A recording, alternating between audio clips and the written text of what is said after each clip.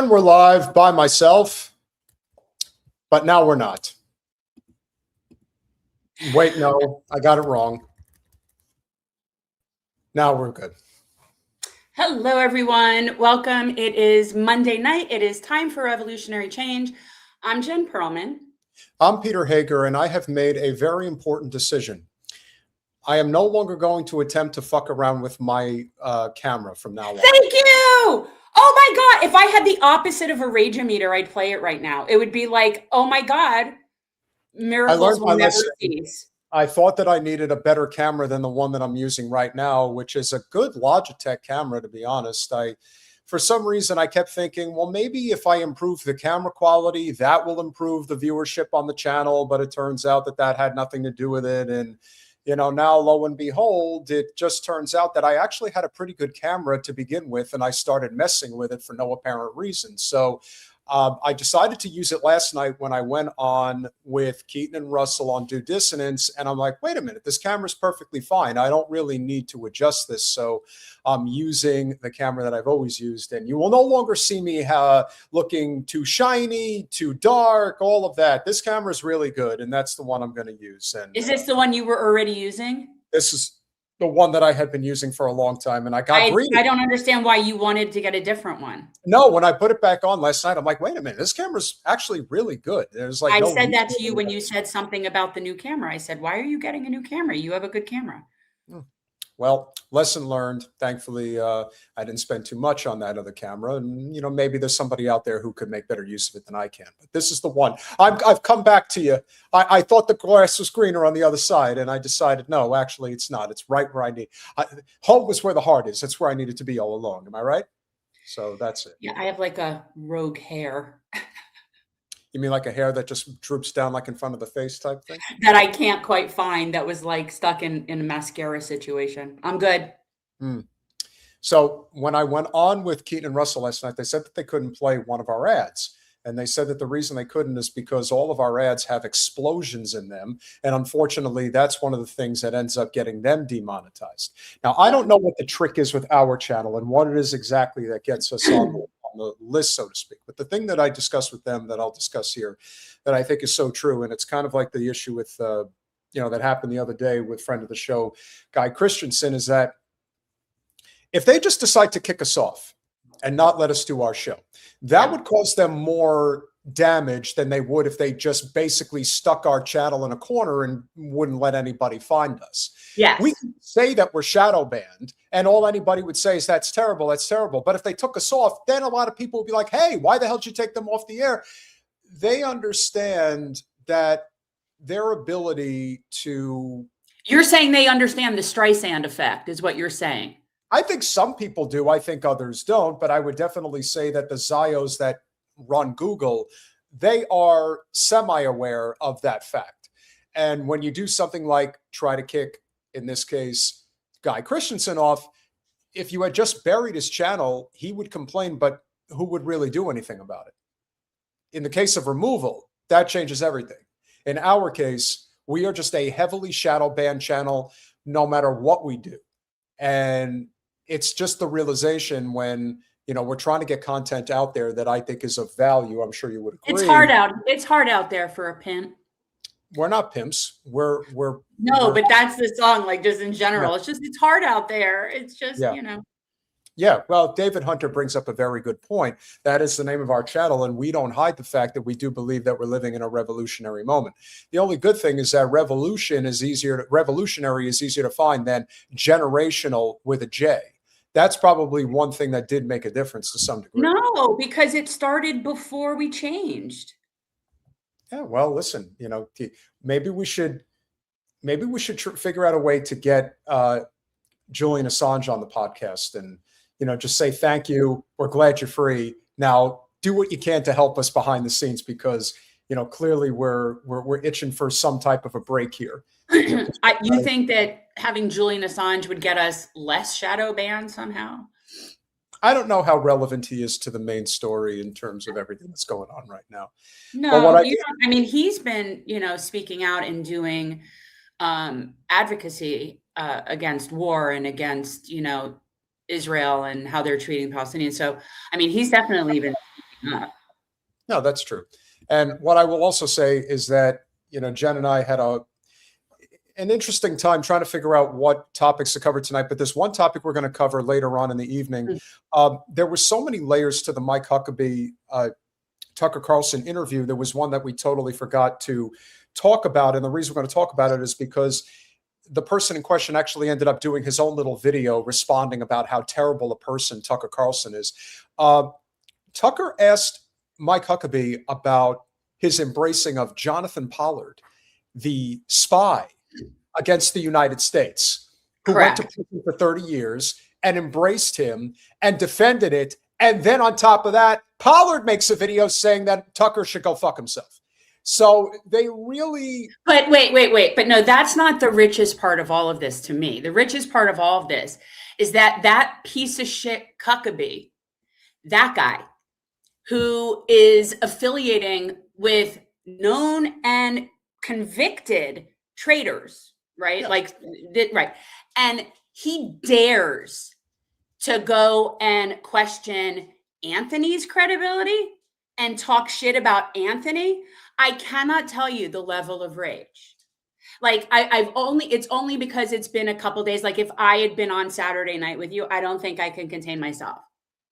It was infuriating the way he spoke. Anthony's convinced that he doesn't even know who he is, that he personally got a message from Netanyahu basically telling him that he needs to go on there and just say something disparaging about this guy. No, they specifically did that. It was completely unnecessary. And so, guys, the duplicitous, Zio-plumed Huckabee, and it's a cautionary tale. It's a cautionary tale, Mike. It's like you go around and talk shit about people that, as far as I'm concerned, have impeccable credibility and honor. And I cannot tell you the level of rage. It's like, how dare he go? Rachel and I are like, how dare he go after our sweet baby boo? It's like, you're going to go after our boo? Oh, I don't think so. No. Well, if you're feeling the rage, we might as well just go for it. It's going to be one of those interesting evenings, so we'll see how it unfolds. So this is the one layer. Listen, pretty much everything that came out of Huckabee's mouth was completely offensive, detestable, and anti-American in almost every conceivable way.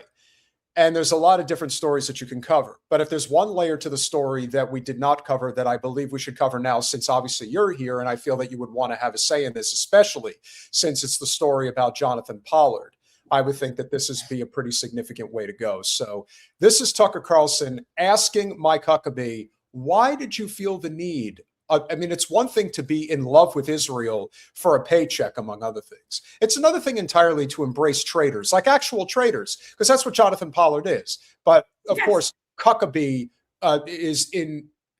was very happy to receive this question from Tucker. So I want to ask you, everyone I've talked to in preparation for this has said the same thing. Jonathan Pollard? I'm just going to throw the name to you and have you explain. No, I'm glad you asked. Of course. Interestingly, there's been a lot of things about it. You're the first person who has asked me about it, which I find amazing. So I'm glad you did. Really? That's not possible. That's not possible. So, that's not possible.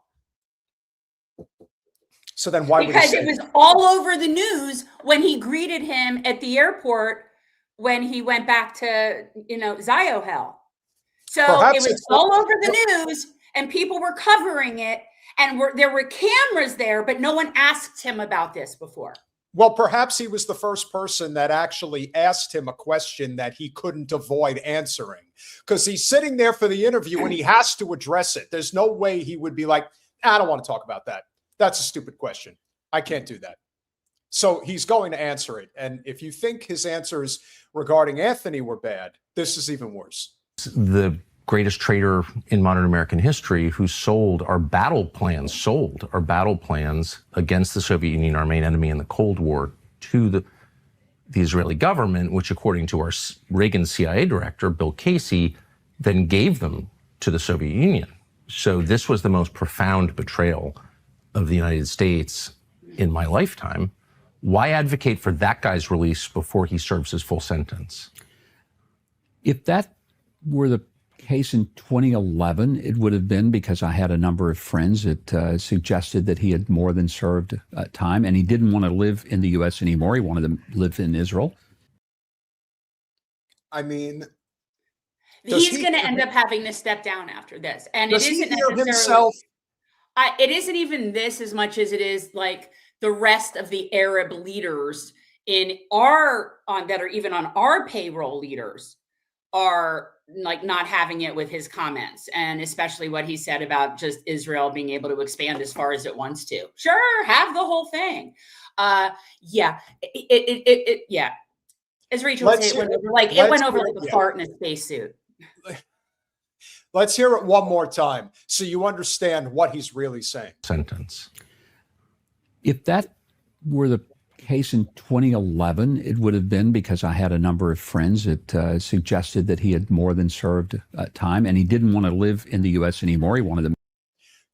Okay, so what he's basically saying is, I had some very powerful Jewish Zionist friends who said that he no longer needs to be there. In fact, we want him in Israel. Hey, whatever you want, guys, totally fine with me, because I am Mike Huckabee and I will do anything for a paycheck. This bastard. You got that? You think that is interesting that was your sort of take on it, that they wanted him in Ziohel as much as, I don't know, that wasn't my take on it. Like, I was sort of thinking of it from the perspective of, yeah, he wants to go live there, and yeah, he just wants to get out and go be there. And it's just a matter of, that's where all the disgusting, traitorous, and pedophile enthusiasts go. Well, that's what I'm saying. I'm saying that it's a known, listen. And that's where they go. They go, yeah.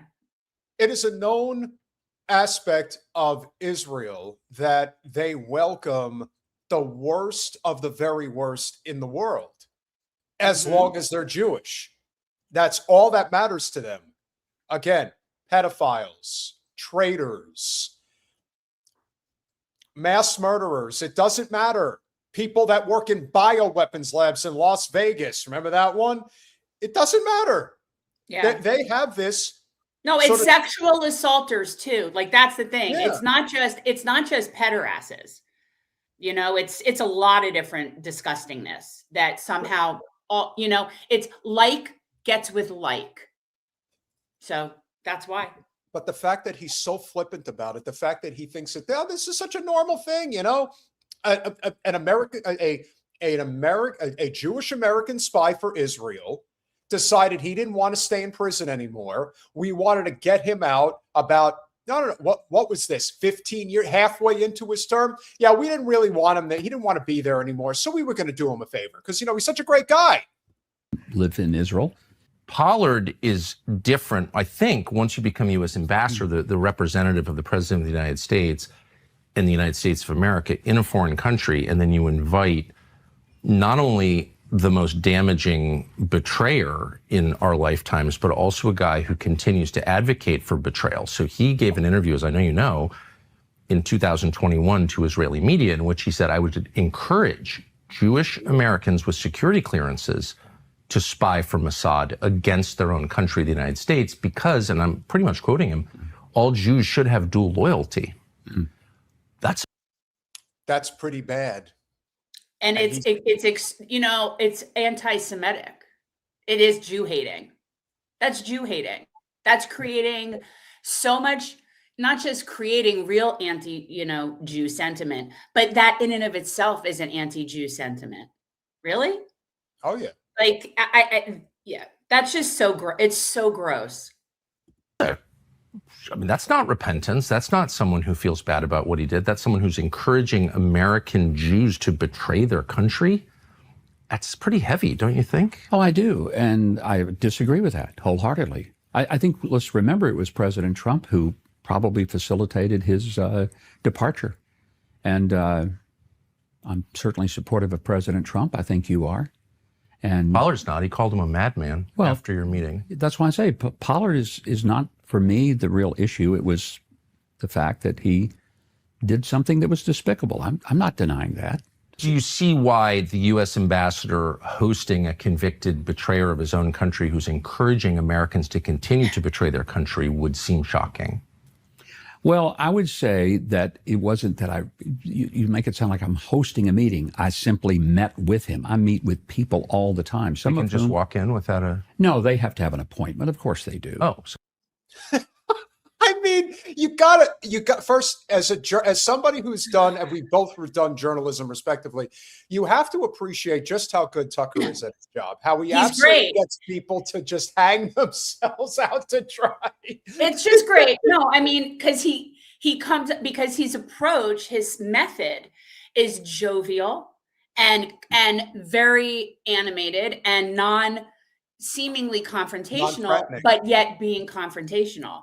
Oh yeah, he's really like leading him in really well. Yeah, and again, this is part of the problem with somebody like Huckabee, is that he is so going down. He is so going down. Again, we're gonna have roast Huckabee. Do you know how to make roast Huckabee? Lots of I don't know. Is it with matzo ball soup or something like that? I don't know. No, I mean, I was gonna do a whole thing, like a whole recipe on how to make roast Huckabee. But it involves sliced onions and sliced lemons, and you do the what do you call it? Oh my God, spatchcocking. It's spatchcocked, where you cut it down the back and spread it so that it's flat like that. You spatchcock it. That's what it's called. And you do it like that, and you roast it, and you can even do it with the same hat that it comes with. Oh. Well, that's good. I mean, that's an accessory. You're not supposed to eat the hat. They're eating the dogs. They're eating the cat. We're going to get to that.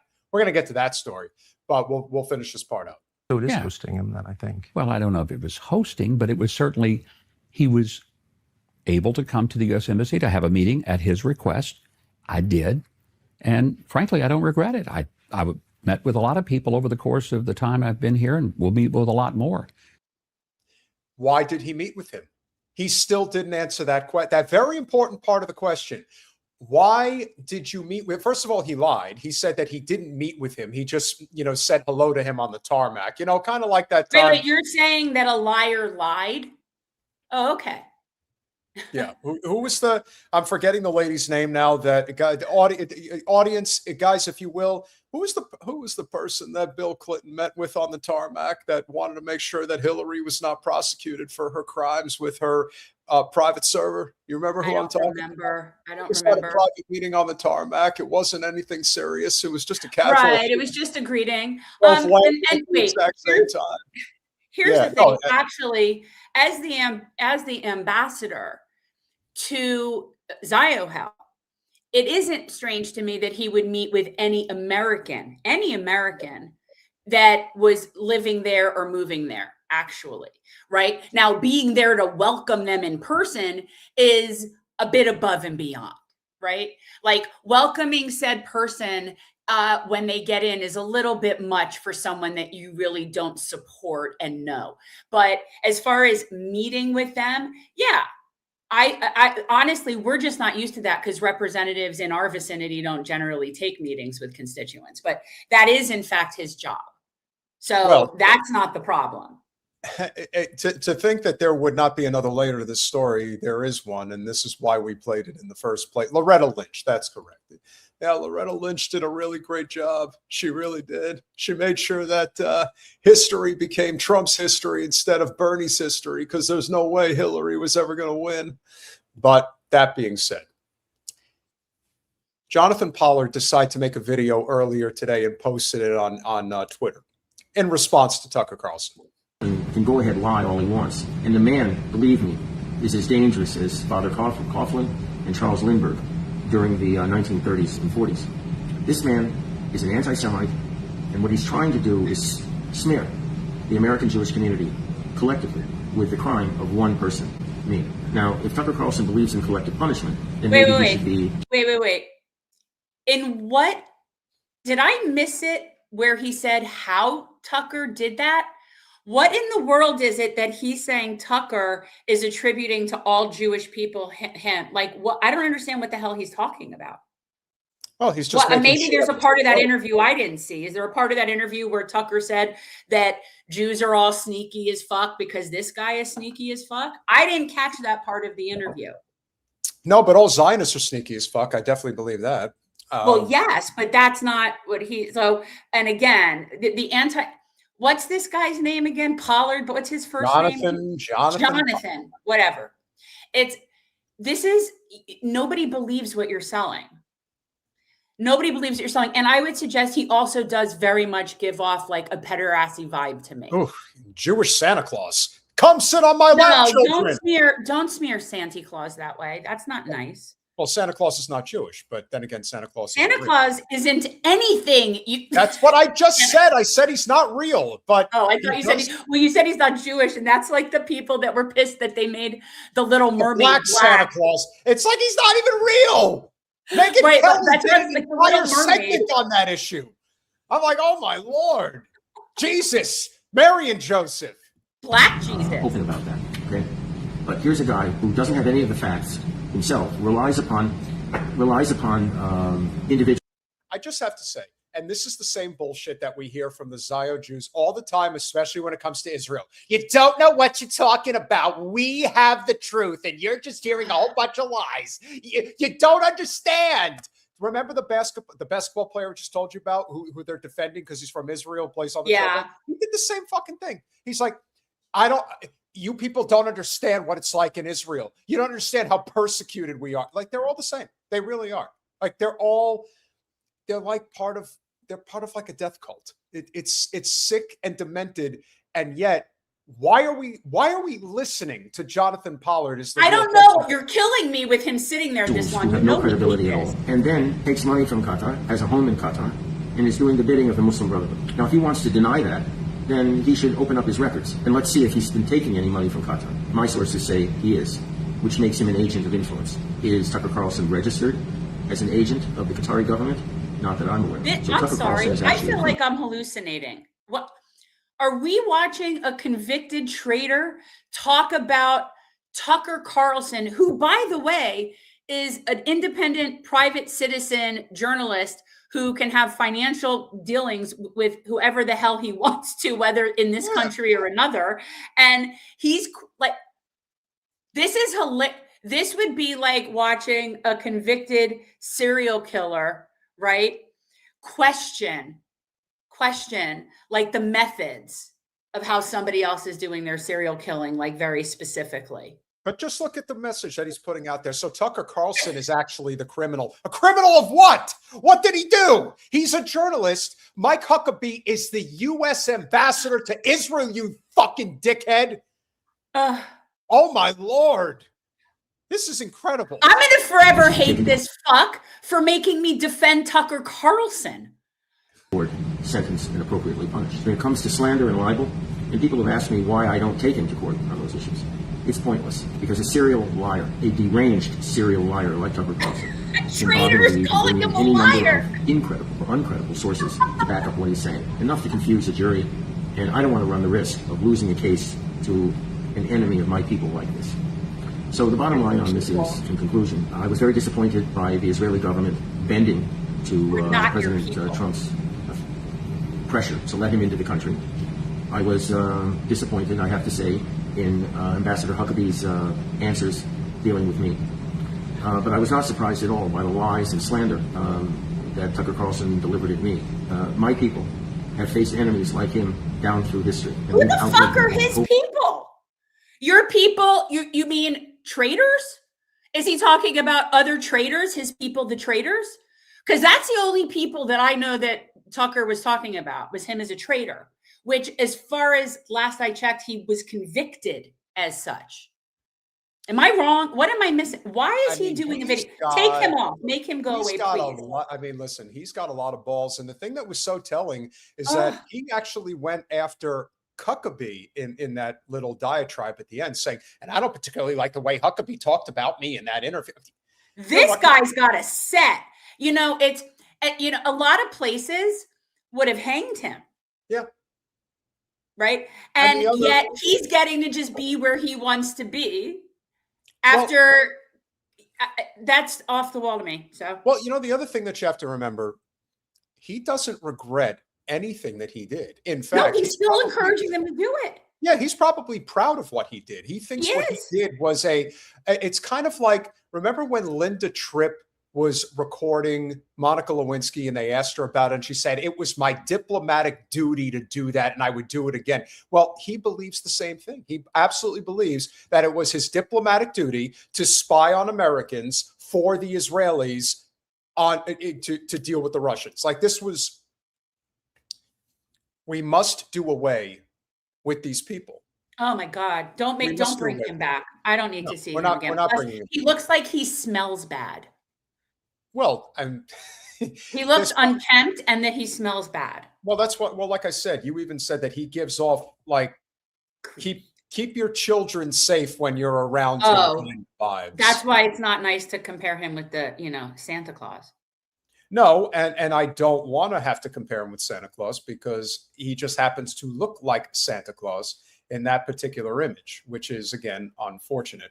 Now, I know that there's also something to be said, which you just alluded to, which is I would say that it's also a byproduct of this particular problem that exists within the community. And I've been noticing on the commentaries, people dropping their comments regarding, their feelings about, people that happen to be Jewish and that, it's just a Jewish problem. And if we just dealt with it, we would have less of a problem here. And that's why I want to bring up, and I don't have this gentleman's name in front of me because I believe this is a clip that you sent over to Colin, but I believe he's a professor at Harvard, and he's talking about the rise in anti-Semitism and how that, you even said, somebody like Pollard, somebody like Huckabee, the hatred towards Jews grows exponentially larger as a result of the behaviors of those that are Zionist Jews. And because he's talking about my people. Your people don't want anything to do with you. You don't have people. Your people are traitors and pederasses. Those are your people. You're with them. I don't know, but yes, anybody that would actually think that Jewish people are Jonathan Pollard's people, not a good look. Yeah. So here we go. Zionist gene that I have, or that Jews have, I'm not compelled to be for or against Zionism because of who my parents were or who their parents were. And for what it's worth, there's new data out just in the last couple of weeks from the Jewish Community Study. In the 18 to 29 age bracket, there are more Jews who identify as anti-Zionist than there are who identify as Zionist. Okay, so Good. that statistic shouldn't surprise anybody. No. But what that statistic really shows more than anything else, and again, we're only identifying within the Jewish population, that over half the Jewish population under the age of 30 wants nothing to do with Israel. It is an inevitability that the state of Israel is going to collapse because people do not want to support it anymore. And this is only going based off of a very small, concentrated population that they rely upon to keep this state alive. And half of them don't want anything to do with them anymore. And you can imagine that the numbers are changing substantially with a number of other demographics out there too. So there's also that variable to take into consideration. So Professor Benjamin Idelson, I believe that's how you say it, is a law professor at Harvard. And he's explaining how do not associate me and look, Boston, the Boston suburbs, I mean, that's some of the most Zionist parts of the United States outside of Brooklyn and Miami. So, for him to have to say it in that environment, I'm sure is not easy for him to do, but credit where credit's due for him even saying it and pointing out that numbers don't lie. And I'm sure it's probably even worse than what the statistics are showing. And what that reflects is that Jews, like other people, understand Zionism as a label for a set of political and cultural commitments that they might embrace, but that they might not embrace. That's why Zionism is an ism. It's not a fact about your birth. On this, there it is. Same as Judaism, actually, as well. So, things to keep in mind. Relationship between anti-Semitism and anti-Zionism, or anti-Israel sentiment, which seems quite central.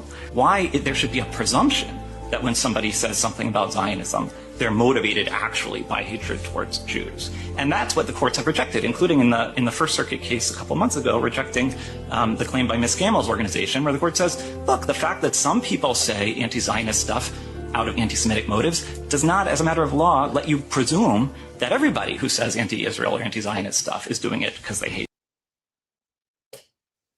How about the fact that if that is why they're saying it, they have the right to say it? Well, there's that. But what's really smart is, and I forgot that I sent this to you. Right? I don't remember sending this to you. I remember liking it. The way he broke it down is very law professor like and very rational, and it just makes sense when you think about it. And I appreciated his explanation on sort of like, just because all A's are B's doesn't mean all B's are A's. But he explains it in a very logical way. Well, as Celtic pointed out, and I agree 1,000%, and this is why I try to emphasize to people, and I'm going to emphasize it, and I'll announce it now, guys. James Fishback is going to be my guest on Saturday's Pontificating with Pete episode. Note that I will not be here. I'm not here on Saturdays, and it was done that way because I just have no words for that man. And I'm going to bring it up to him specifically about the fact that, as so many others have a propensity to do, the association that, well, it's a Jew problem. So if we just dealt with that, then we wouldn't be, dealing with Israel. It's like, no, that's not it at all. In fact, there's a substantial portion of the population now that is Jewish that wants nothing to do with Israel, but you're not going to hear about it because it doesn't go with the narrative. Because if there's one thing the Zionists want more than anything else is for people to associate Jews with Zionists, full stop.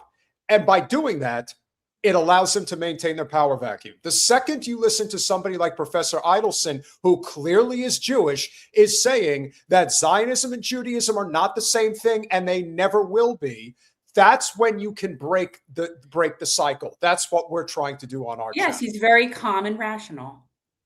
Jews. And I think that's just right. I mean, it's right, especially when you, again, look at the data and see that in this age bracket, which is, I think, younger than anyone here, the number of Jews who are professed anti-Zionist is quite high. A lot of the students involved in these protests are Jewish.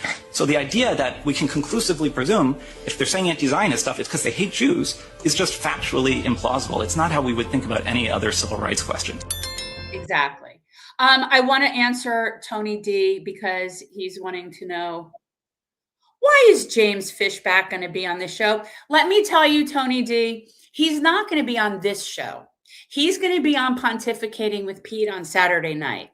Okay. So it's a different crowd too. It's a slightly different vibe over there at Pontificating with Pete than we have over here. And, James might find some support over there. I don't know.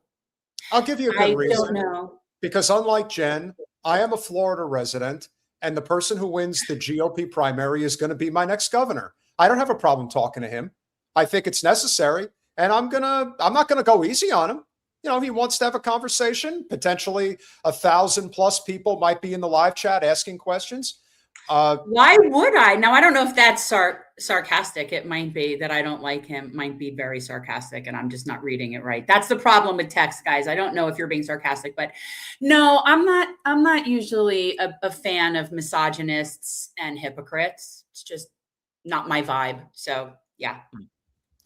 Well, I want to point out that when I put up a clip like when we discuss somebody like Professor Idelson and why it's so significant that we address this, we're going to address, again, South Florida and one of the reasons why you get the hell out of there. Now, when Jen was running for Congress, there were numerous events that we attended in Broward County that were I know that's the vibe that's going around. A lot of people think that that's the case. Hey, if it is, it would answer a few questions. Yeah, might have to. I think it's imperative that people realize that there is a lot of people within these movements for Free Palestine that they are Jewish. There are a lot of Jewish people. It's not just Jen, and I'm part Jewish. So I would say that for anybody who is involved in any of these events, when they are asking themselves, why is it that there's this association between the Zionist crowd and the anti-Zionist crowd? Well, here's a good example of why people are getting out of South Florida, and basically Little Israel is what it's becoming. This is from over the weekend, and this is in Boca Raton.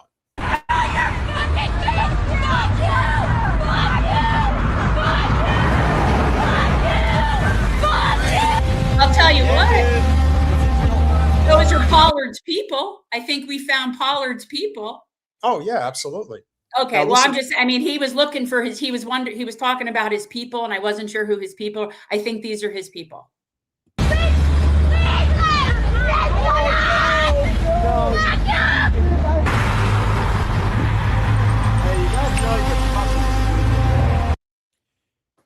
He's lucky he rolls up like that on that fucking bike. Only in Boca does somebody like that get to do and then be able to ride away so easily.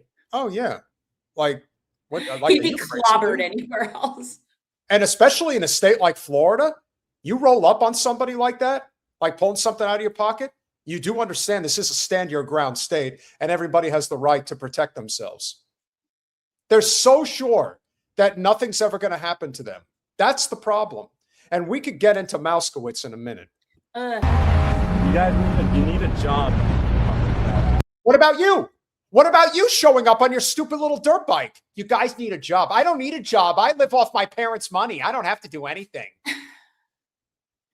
So this is, I believe. Make it stop. Wait. We can't. You're gonna talk about Mouskowitz, and you didn't give me opportunity to make a Mouskowitz graphic. That kind of makes me sad. No, we're just going to talk about it for a second. I didn't. Okay, because I have some thoughts about a good Mouskowitz. Mouskowitz. I mean, I know it's very anti-Jewish to do it, but you know, you got to do a mouse. No, I wouldn't even do it like that. I would actually do it as a cute mouse. There's no reason to make it evil. A cute mouse? He's just a little mouse. He's. Do you know how small? Do people not know how small he is? By the way, I can see the top of his head, but like, so that's what I wouldn't do it in any sort of. By the way, in any sort of Jewish tropey way at all. I would do it just because he's like this little mouse because he's just insignificant. That is what it is becoming known as, Yes. Stephen, and I definitely agree. Boca Raton to Miami Beach especially. See that right there, guys? So Boca Raton City Hall in East Boca, and if you are so inclined, this is a place that you can go if you are in South Florida and make your voices heard. Go in Or front at of City Hall. least meet some like-minded people. Yeah. Meet some like-minded people because you guys are in the belly of the beast. Well, you have said often, and I agree, that these people should not have a moment's peace. They No. should live with the hell they've created for as long as they're on this planet. And that's what's going to drive them the most insane. And You the know most what else was in Boca, by the way? I don't know if you remember when I was the last campaign, when I went to a Palestine protest, and it was anti-Israel more so than a Palestine protest, but outside of Elbit,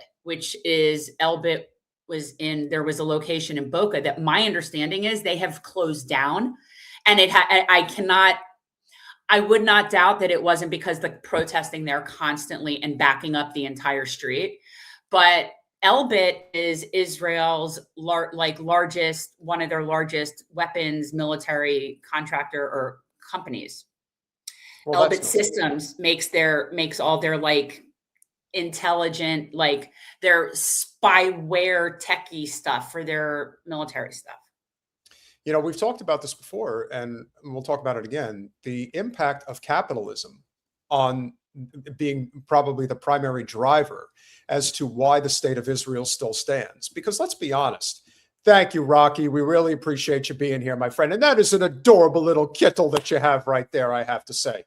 All of our UK friends, It's Rocky Fluffy Whiskers. Yes, an adorable little kitty. Whiskers. Greetings from the UK. Happy to have you here. And everybody, please remember to smash that like button if you haven't done it already. This is one of the ways that we help beat the algorithm. What I would say, I did see that, and it was hilarious to me. But yes, I did see that. well, Lindsey Graham's married to Israel, so he does exactly what his spouse tells him to do. The problem with capitalism when it comes to the issue of Israel is that there's a lot of people who don't want to deal with Israel, who don't want to deal with their people, their culture, etc. But what they are willing to overlook is all of those flaws, those deeply genocidal flaws, if there's an opportunity to make money. And if there's an opportunity to make money, there's a lot of people out there with their hands out who will just say, oh, it's really terrible. It's terrible. Yeah, but I'm going to invest in them. And you'll be seeing a clip that I did the other night regarding another NBA superstar, Kevin Durant, who invests in Israel's drones as well.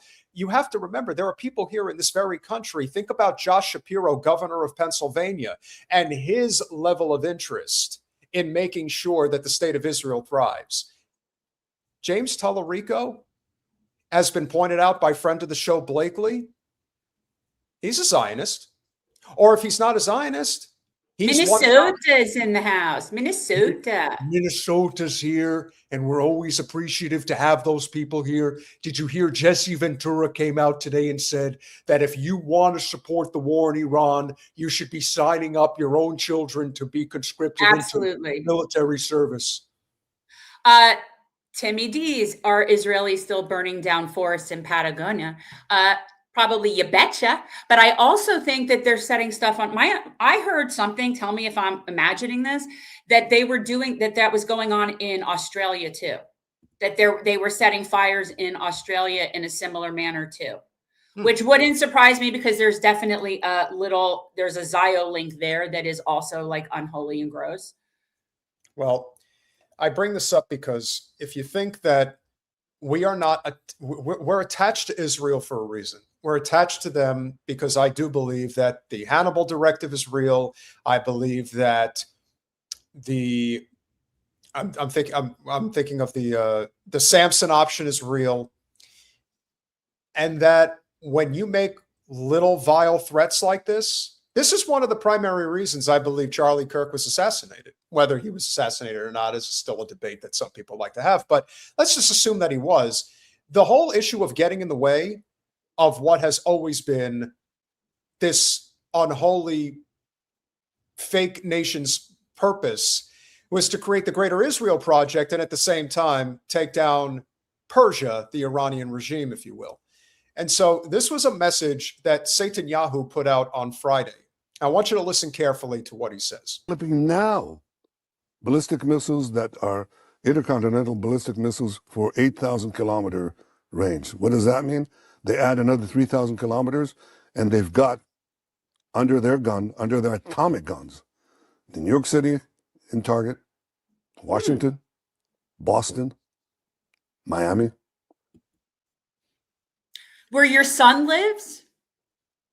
Now, is he trying to imply that Iran is somehow going to target U.S. cities? No, the only nation that would ever target American cities with nuclear weapons is Israel. Yes, is him. He's this right here is the only person that would do that. And like everything else with him, his, commentary is always his thought process, right? So accusations are projections and confessions, and that's what he's doing. No, the Iranians, that's not how they roll. Do you guys remember all the stories over the years where the Iranians have been threatening the world with nuclear annihilation? You know how that they're just constantly doing things and threatening the world with nuclear annihilation. You know how they're always doing that? Yeah, I don't either. I don't know what the hell he's talking about. What he's talking about, crazy person, and he's going to do it, and then he'll try to make it look like it was them, except for it won't work. We see it. This is the whole purpose of why this is so detrimental, because they're really trying to equate this idea that everything is either our way or no way. And for the people that are in elected positions in federal government, because they're so enamored with the life, they're so ready, willing, and able to just go along to get along. And I'm noticing, the other thing I'm noticing is when you look at some of the commentary on social media, even somebody like AOC who comes out and says no war with Iran, and pretty much everybody has been saying no war with Iran, which is great. And then you find out that there are people who are actually paid on behalf of Israel to say, oh, how dare you? What do you think about the 30,000 Iranian citizens that were murdered? First of all, there's probably close to 1 million Palestinians that were murdered. But, let's pretend that didn't happen. There is no verifiable truth whatsoever that the Iranians were killing their own people in such massive quantities. In fact, what has been proven beyond any doubt is that Mossad was on the ground in Tehran, causing all of the violence and the chaos to start in the first place. Jaya, I believe that this motherfucker is threatening us. That's what he's doing. Oh, 100%. He's just swinging his dick around saying, if you guys don't play along, well, those are cities we can Those bombs are going somewhere. Yeah. That's basically what he's saying. Yeah, he is threatening us. That is absolutely what he's doing. Mar-a-Lago. Okay? So that is a very great danger. You don't want to be under the nuclear gun of these people who are not necessarily rational and who chant death to America. I agree.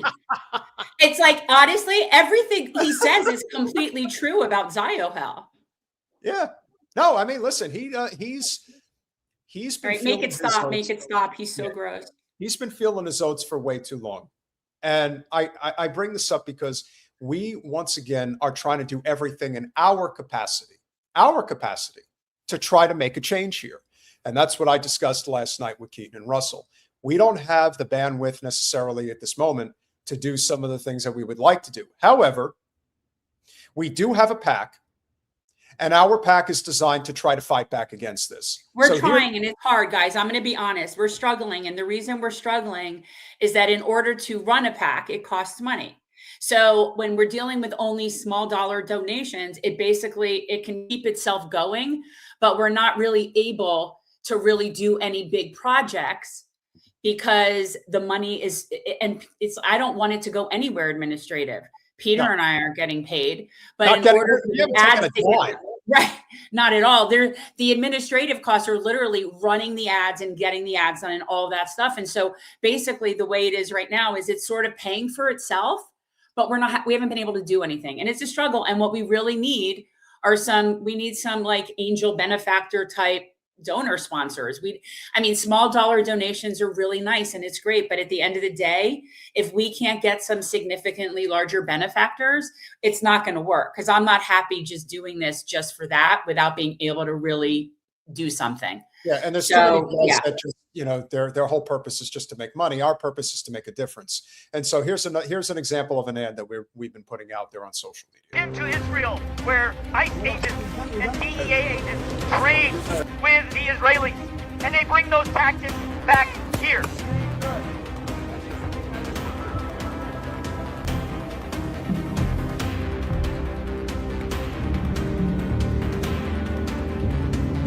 The Israeli army has been training ICE agents for years. The tactics that Israeli soldiers use to abuse Palestinians in the West Bank and Gaza are taught to ICE agents, who then use those same tactics here in America. That is why I founded the Revolutionary Change PAC. We support progressive, anti-Israel candidates and get them the resources they need for their races so that they could stand up to pro-Israel, anti-worker candidates. Chip in $5, $10, $25 now to Revolutionary Change PAC so we can kick the corrupt pro-Israel politicians out of Congress. All right, that's my first time seeing it, and I do not like how my voice was sped up so much. Well, it was meant to be done in a 30-second window. But they gave me too much to say. Well, then they need to edit, because I feel like it sounded like I just sucked on helium balloon. It was kind of weird. Like it felt really kind of weird. I don't think you did fine. Well, no, I think I did fine. If you were listening to it at its normal speed, I think it was fine. Thank you. Thank you. It just sounded like, and everybody has always criticized me my whole life for talking too fast. So the fact that I make such a conscious effort when I do videos to not do that, and then they did that and sped it up, it's just, it's against the grain. We need to reach out to our friends from South Florida that could probably help out. I'm just saying that's just where we're at. I'm being honest. I'm keeping it real, because I don't want to be a PAC where the majority of our expenses are just what we're bringing in is just going to expenses. I don't want to do that. That's not the point. And when this idea was presented, by our friends, us, that was the premise. Now, once again, if you guys want to know what the premise of our PAC is and what we're intending to do, we are intending to help Shama Sawant unseat Adam Smith in Washington's 9th Congressional District. And the money we raise is going to be used for highway billboards along I-5 in the greater Seattle area, where there is tons of foot traffic every day, and it could absolutely 1000% have an impact on the race. This is going to be a close race. She is a main fixture in Seattle. She's been a city council member for 15 years. She is the only candidate in the race besides Adam Smith that has raised six figures, much less viable money for the race. So it's going to be her, and it's going to be Mr. Smith, Mr. AIPAC Smith, Mr. I've been in Congress almost as long as I've been alive, Adam Smith. So we could definitely use the change. And all it takes is one race. And let me tell you something, with all due respect to AOC. If Shama Sawant is elected into Congress, she will truly bring the ruckus to Capitol Hill, because she's the type of federal representative who will not stand in the way of we the people uniting against this tyrannical government. No, she'll open her office for the people there. 100%. You want to talk about a place where people will always have a place to go if they want to go to Capitol Hill? Her doors will always be open. 100%. Now, of course, she might be in danger, because there's no question that they're going to want to shut her up. But those are the breaks that you get before you get there. Speaking of shutting people up. You mean Jen, you want to talk about censorship? Yeah, let's talk about censorship, Jen. What can we say about Mr. Huff before we bring? No, we live in. I feel like censorship right now is so obvious and brazen, but it's always been there, right? Like, we're just, so many more people are seeing it now. So guys, tonight we're talking with Mickey Huff. He is the third director of Project Censored. He is also the president of the nonprofit Media Freedom Foundation. He is a professor at Ithaca College and the distinguished director of the Park Center for Independent Media. And just so you guys are aware, Project Censored, their most recent edition, every year they put out their book every year. And I think the 2026 one is just came out. Like, my understanding is that that's like the new one just came out. Yes. State of the Free Press 2026. And this book is great because it covers all the stories that they don't want you to know about, but they're really important. So that's who and he also co-hosts their regular show with Eleanor Goldfield, who's a friend. Mickey Huff, welcome to Revolutionary Change. Hello. Thank you so much, Peter and Jen, for having me on Revolutionary Change. It's an honor to be here with you both. Absolutely. It's nice to meet you. I don't think we've ever met, but I've watched you before because I've watched you guys do your bit, but welcome. And also it's funny because my son graduated from Ithaca, I want to say it was either in 23 or 24, but I think you just missed him. I just got there in summer of 24 to take over the Park Center for Independent Media, which does the Izzy Award every year, named after the great muckraker I.F. Stone. That'll be this April 22nd. Yeah, I appreciate that. I was actually a journalism student myself, so I do appreciate that very much. Welcome. What did you want to start with, Peter? Do we want to just get into Mickey, what are Mickey, we should get right into what I consider to be the most censored story going on right now. I want to get this young man's name correct. Let me pull it up real quick. We're going to talk about the Palestinian American. People don't like to mention the fact that he happens to be Palestinian. But if anybody's been paying attention to the news, there is a young man who was recently, I guess, hung in the public square. He was hung in the West Bank. And they seem to want to have this story just completely shelved from history, like it didn't happen. Colin, can I have the story, please? This is, and again, I don't want to mess his name up. I want to make sure that I say this right. Give me 1 second. All right, our friend Hala wants to know: is Mickey Muslim? Are you Muslim? Our Muslim friend wants to know. No, this hat is from Tibet. Oh, there you go, Hala. See, I don't know these things either. Okay.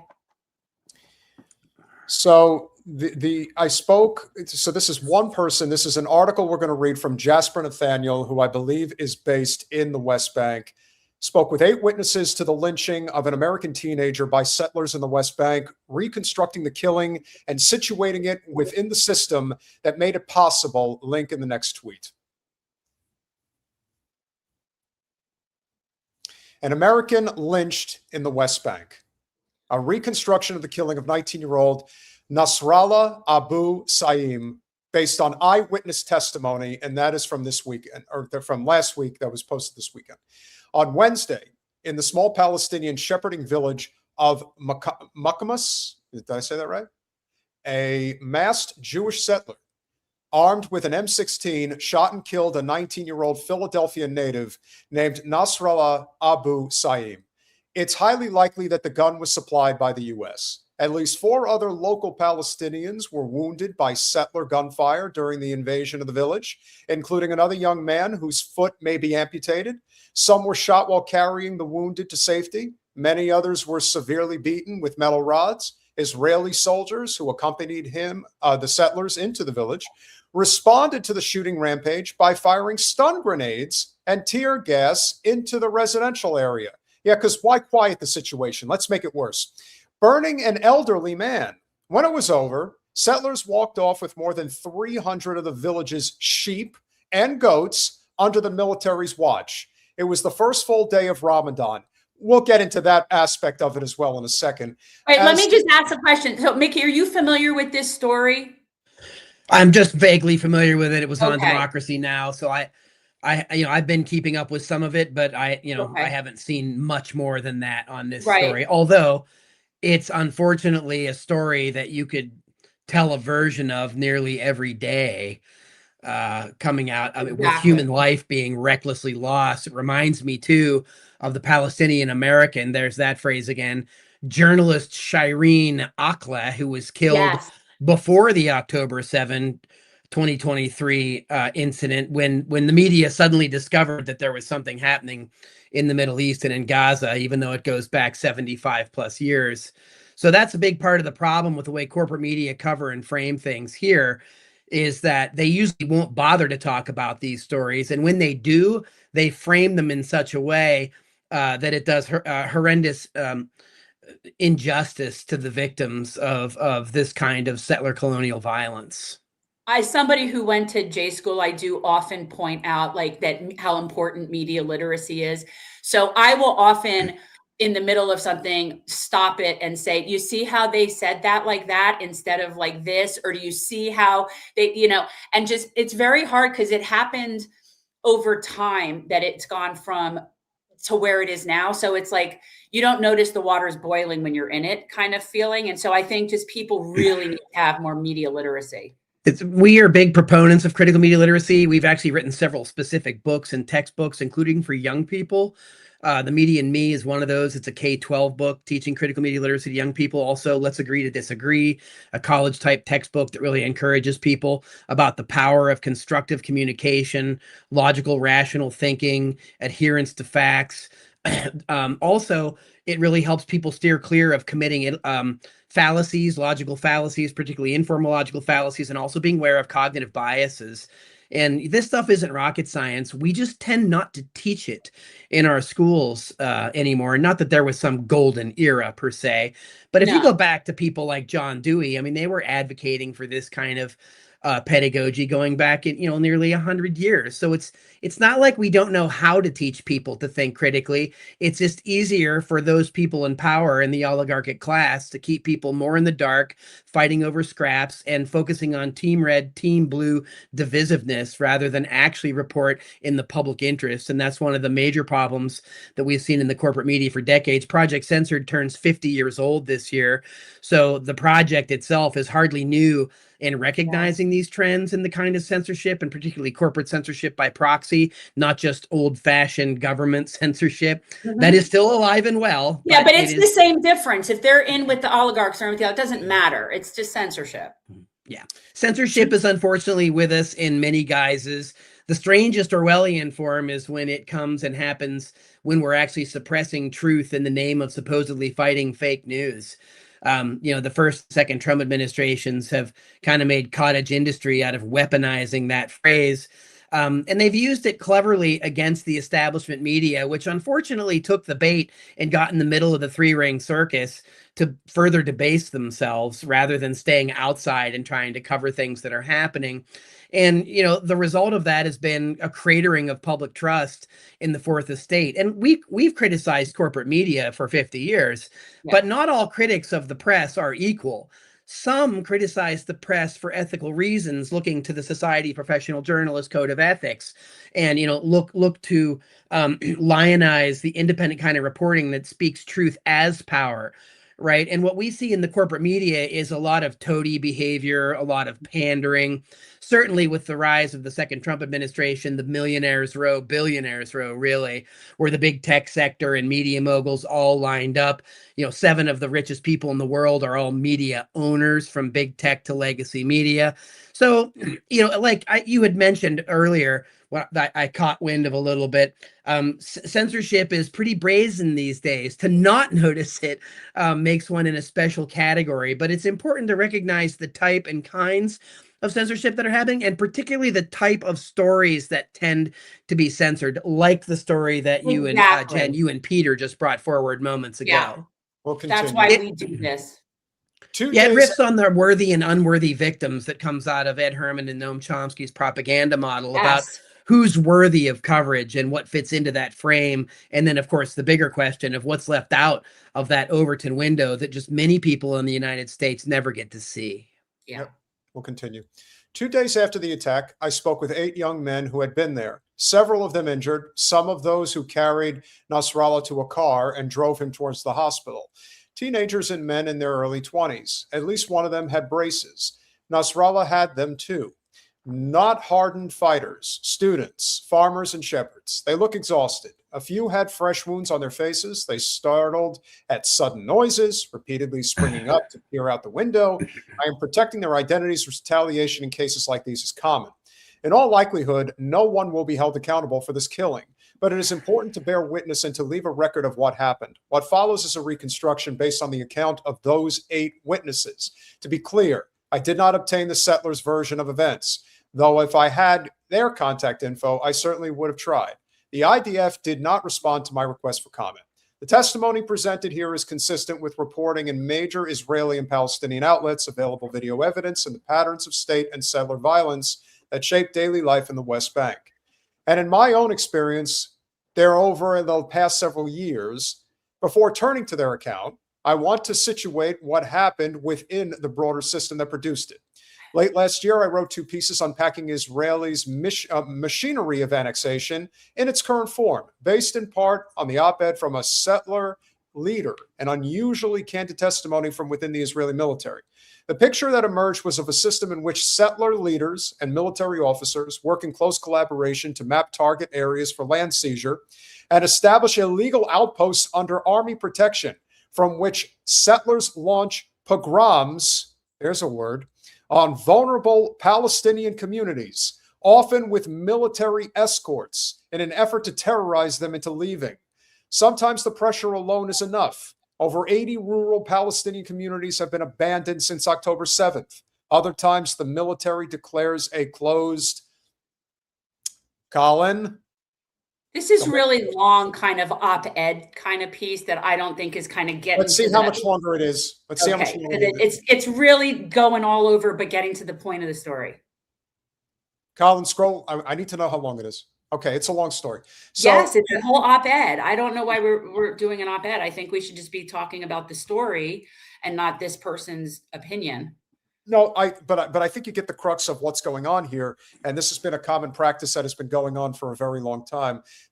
First and foremost, as somebody who comes from the state of New Jersey and is well aware of the, what is considered the land sell-off, events that take place in, places like Englewood Cliffs and Tenafly, New Jersey, Los Angeles, obviously, and Beverly Hills. It's happened quite a few times. This is what ends up happening. They end up killing the people living on these properties, and then they start auctioning off the land so that they could come in and take it. It's one piece of violence begetting another piece of violence, and that is how the entire construct of the state of Israel has been mapped out since 1948, prior to, obviously, with the Rothschilds and everyone who brought it together. But make no mistake, anyone who is still under the illusion that this has anything to do with Hamas, so that it had anything to do with them in the first place, there's always going to be an excuse, just like there was ISIS, just like there was Saddam Hussein. There's always going to be some excuse for Western hegemony colonialism to take place. And so the great noticing, as we like to say, has been happening. But I also think it's fair to say at the same time that there is so much blood that is still being spilled, and people have sort of taken their eyes off of the prize, whether it's because we're now saber rattling with Iran. We've got the Epstein files. But at the same time, the genocide in Israel against the Palestinian people is still happening every day. And this is just one more example of that. Well, Peter and Jen, another interesting component to that is, again, this didn't start in October of 2023. This goes back decades and decades, including the unilateral support that U.S. taxpayers end up giving to the state of Israel, the weaponry that goes to the state of Israel, the known biases within U.S. newsrooms and the BBC and other outlets where they curate language and suppress certain types of narratives. I mean, they've been caught so many times. You know, the beheaded baby story was debunked so many times at the New York Times, for example. It's really craven in a lot of ways that they stoop to these cheap levels of propaganda that are actually debunked often really quickly afterwards. Although the Western press rarely catches up to fact check it or to file corrections, they just move on to the next part of their narrative. And in particular, with that, with just the story of how many people have been, ruthlessly, murdered, as a result of what's happening. The IDF, interestingly, and you all know this, in the last month, they admitted that, the one-time Gaza Health Ministry that was just a wild propaganda arm of boogeymen that just manufactured crises and numbers. Now they're saying that their conservative estimates of 71 to 75,000 dead. The IDF says, yeah, it sounds about right. I mean, if you listen to other people in the region and you get, even Ralph Nader has said there's several 100,000 people dead. We played this game with the Iraqis 20 years ago when Tommy Franks after 9/11 said, we're not doing body counts anymore because that's where we got burned in Vietnam, and Dar Jamal and others in 2007 and 8, they put the number of Iraqis dead at that time at over 1 million people with 5 million refugees. Meanwhile, the much vaunted Associated Press was reporting that, quote, only 87,000 people had died.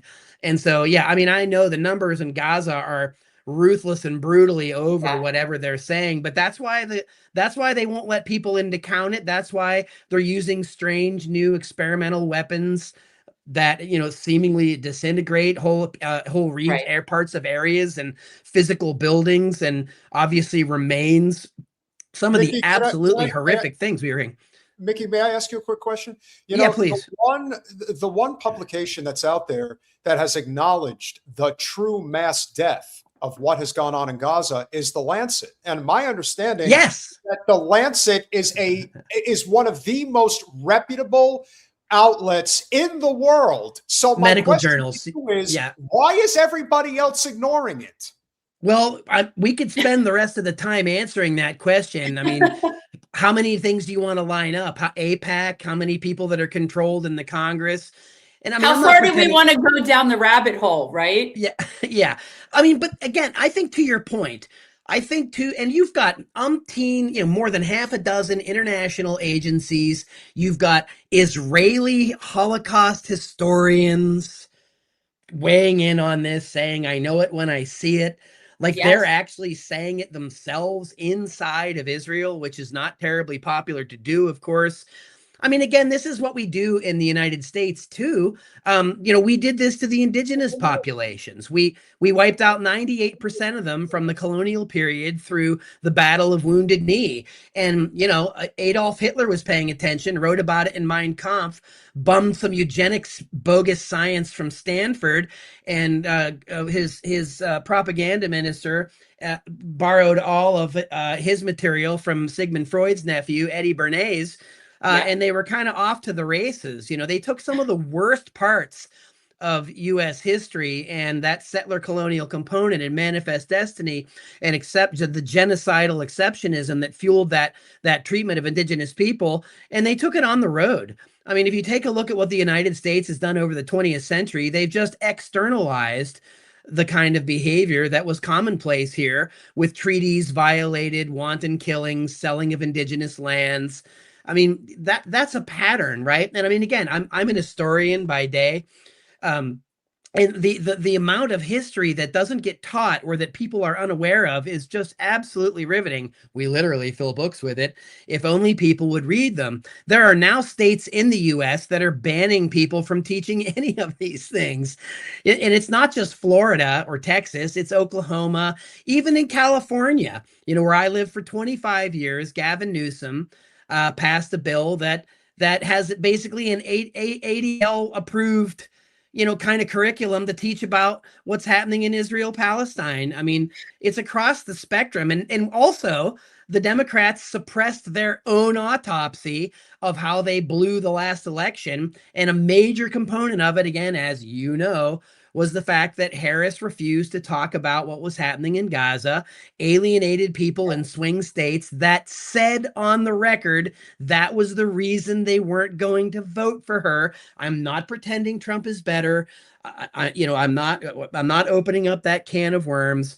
But what I'm saying is that until we have a political party in this country that's not beholden to lobbies, K Street, the military industrial complex, Silicon Valley, and the rest of the oligarchic interests, we're not going to have anything that even resembles a republic. So no, Ben Franklin, we can't keep it.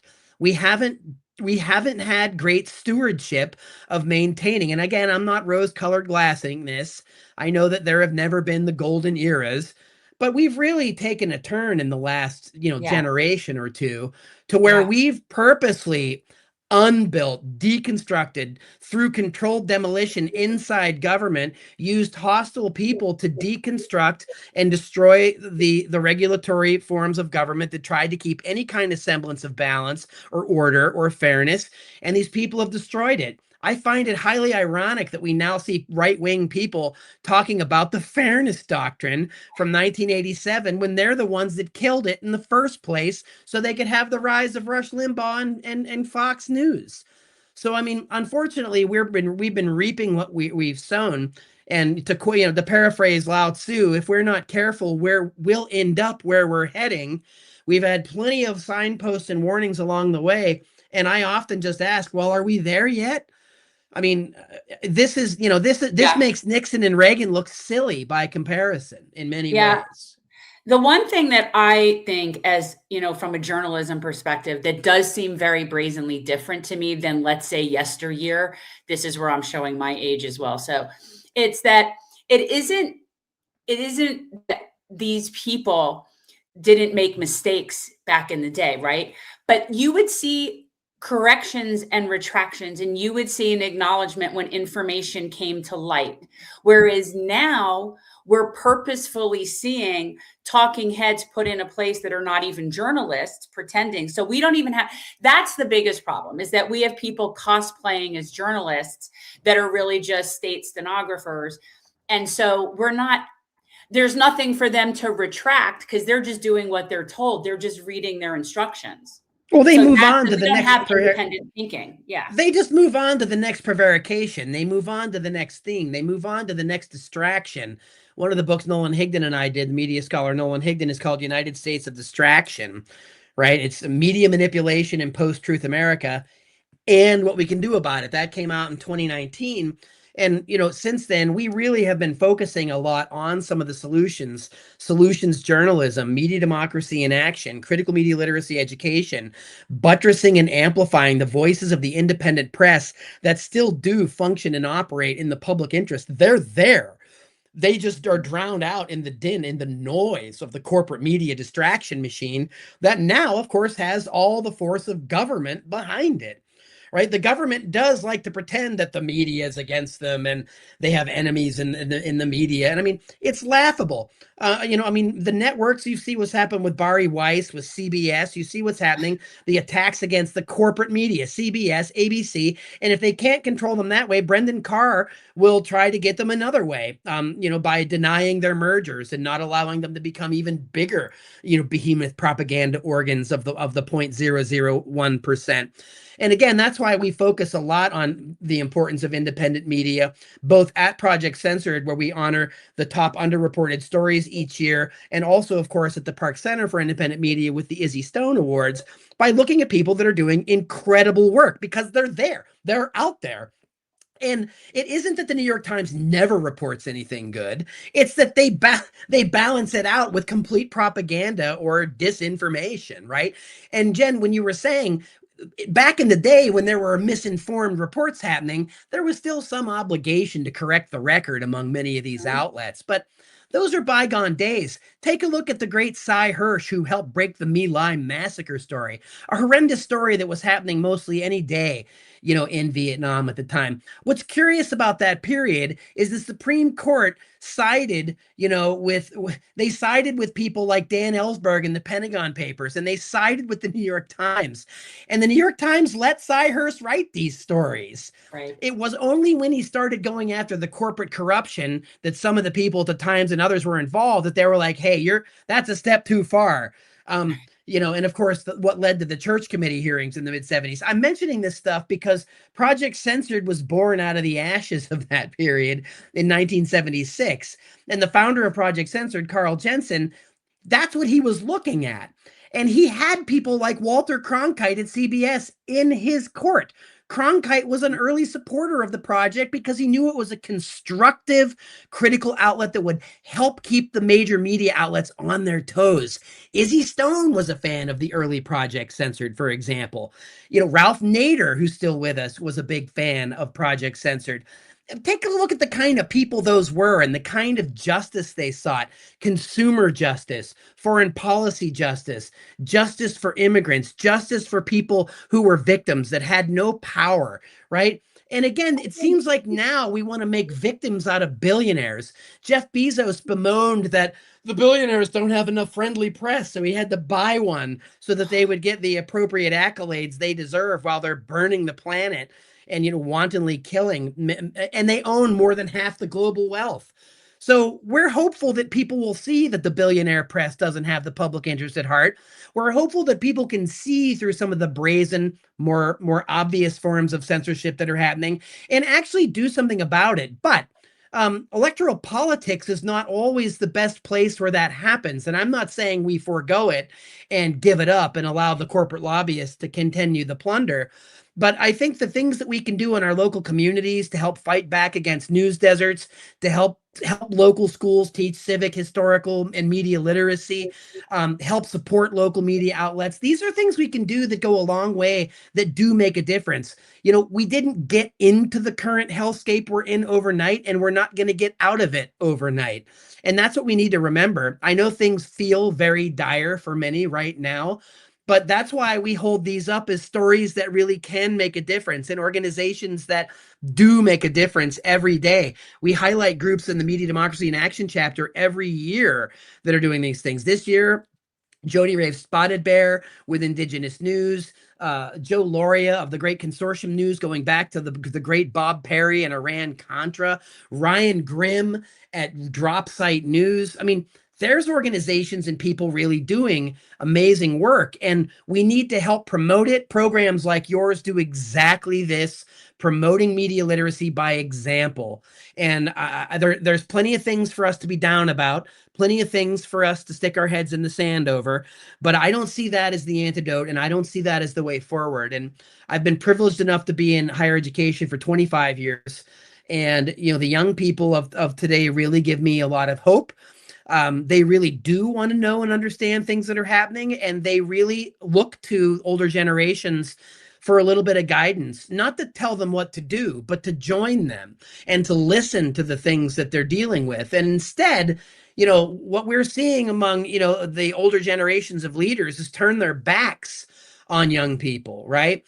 And we're seeing changes in the polls. We're seeing younger people kind of realizing that maybe MAGA isn't exactly their thing, and there's not a lot of good stuff for young people in the Republican agenda.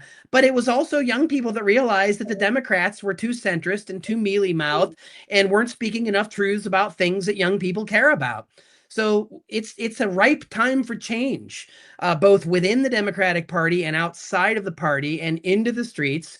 And of course, by being the media and supporting independent media as much as we can. Those are parts of the solutions moving forward. And I think those are components we need if we really want to see revolutionary change. Wow.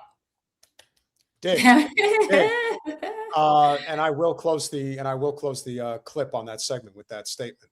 I have one more story I'd like to cover with you that I think is also one that is not getting a lot of attention. Now, of course, on the national level, it's getting international, I should even say, is getting a tremendous amount of attention. It's the story about the fentanyl kingpin himself, El Mencho, who was assassinated over the weekend. And of course, everyone is lauding this story, acting like it's a very big deal. And it is a big deal because obviously the safety and sanctity of the people of Mexico are in, dire straits right now. There's Americans that are there that are not able to get out of the country. But there's also a little interesting caveat to this story that no one seems to be talking about, of course, because it's got to do with Israel. And that is this: how Israeli firearms fall into the hands of Mexican drug cartels. Now, you are not going to hear anybody in corporate media talk about this part of the story, because the one aspect, Mickey, that I think you've probably noticed when it comes to El Mencho's foot soldiers that are running amok all over Tijuana and Mexico City and whatnot, they're not dressed like Mexican cartel members off the street with flannel shirts and, khaki pants on. No, they're showing up in tactical gear. They're showing up like they were trained by some very powerful military with military grade weaponry that they are now going around terrorizing people with. And so just to kind of touch off the story, Israel sold, and this is a story from 2020, mind you. So this has been going on for years. Yes. Israel sold Mexico over 24,000 guns and rifles from 2006 to 2018. A news report conducted as part of a global investigation reveals, with little oversight, Israel has, of course, this is in it because everything has to be technical with them, has inadvertently helped fuel violence in the country, which I think we can both agree is not the case. Well, we have our own versions of that right here. Not only do we have police in prominent cities training with the IDF, we have the 1033 program that for 30 years has been giving more than $7 billion of tactical military weaponry to local domestic police forces in the United States. We now have a border patrol that's run amok, that has, a budget larger than like the Navy or something like that. Absolutely riveting. And you're right. This story doesn't get that kind of attention because it runs counter to the U.S. narratives about the drug cartels and how we have to go after them. If it turns out that a key American ally that sends tons of weapons to Israel might be laundering them to Mexico, that doesn't look great on the front pages, and that doesn't look great for the people that support everything that's happening in Israel, and it doesn't look good for the narrative about what's happening south of the border. So again, I really encourage people to diversify their news habits and really look out. You have the American Friends Service Committee site up there. And again, if you go to projectcensored.org, we have a listing of a bunch of independent media sites there. It's not exhaustive, but it gives people a really good idea of where to start going and looking for independent news sources. We have the same thing over at parkindymedia.org. And again, we encourage people to really get busy educating themselves about these outlets and sharing these kinds of sources so that they can help people around them be engaged in these kind of conversations. Peter and Jen, it's difficult to carry on these conversations with our fellow citizens and our fellow travelers when they have no idea of these. They don't have the same information base as some people, and they don't have the same language to talk about it. And instead of berating them or talking over them or around them, we need to try to invite them into those dialogues somehow and really give people an opportunity to think critically and independently about them. And that's work. It takes time. It's hard to do that if you have people yelling in your face. But that culture that we've seen created on purpose in our society, the Team Red versus Team Blue, I'm right, you're wrong, no matter what, that's a big part of the problem. And our political class doesn't really want that to go away because it serves both of those interests, and it serves the moneyed interests. Absolutely. And so again, it's always been there. It's on the steroids and off the hook now. And again, that's why I encourage people. We've got a lot of free material at our websites, a lot of free material for educators. Please feel free to go to the websites, projectcensored.org, parkindymedia.org. Reach out to me or my colleagues. We're happy to do workshops, talks, send people curriculum. Whatever we can do to be part of the solution and support you and your community, please reach out. And remember, that supporting a vibrant and independent free press is integral for the maintenance of any democratic experiment. And as goes the fourth estate, goes the rest of our society. I definitely agree. And this is one of the lessons we've learned by doing this channel for as long as we have, is that we're not in the business of, the gossip aspect of politics. And you hit it right on the head right at the very beginning, which is this is not a red versus blue issue anymore. In fact, the people that are still caught up in that, it's like they're on the first rung of the ladder now, and they're trying to get to like the 10th rung. It's like, no, you're all the way down there if you still think that this is a problem. And I'm saying this to people out there who are excited about somebody like James Tellerico running for the Senate in Texas. And let me tell you something. I can understand coded language probably as good as anybody. And so when I hear him say certain things regarding the state of Israel, it's like, oh, there it is. There it is. He's going to say what he's going to say, but know this. He's not going to fight against the state of Israel. He's not going to fight against the Democratic Party being no different than the GOP when it comes to supporting the genocidal state, because that's what's in the interests of capital. That is the bottom line. In fact, I don't think most people want to deal with Israelis in general, but they know that it's good for business. And if it's good for business, a lot of people are willing to overlook that aspect of the problem. And I do think in the media sphere, it is a big problem. This story, it to me, is a classic example of that. People do not understand the drug trade, why it exists, why narcotics are illegal. Afghanistan. It all started in Southeast Asia. I mean, listen, once they discovered the poppy fields and they discovered, oh, we can just get the heroin from here and we could steal it from them. And if we have to kill a million, if we have to kill a million Vietnamese, 3 million. 3 million. But well, between them, Cambodia and Laos, yeah, and even Thailand. I mean, yes, that is the reality of our empire. And so many people want to gloss that over. The concept of America can be very important to a lot of people, and I get it. But to ignore how America has conducted business over the past century, basically, you cannot pretend like we are not an evil empire. We are. You remember the guy who lived, well, you might not remember them. When I lived in Mesquite down in, where I was living before, the gentleman across the street from me was an Israeli arms dealer. Who? The guy who lived across the street from us in Mesquite Estates is an Israeli arms dealer. I kid you not. When did you find this out?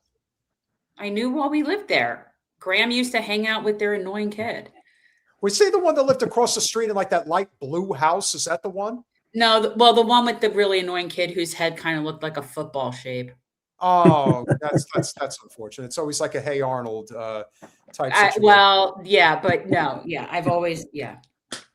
Yeah. So is this Colin, is this a paywall story?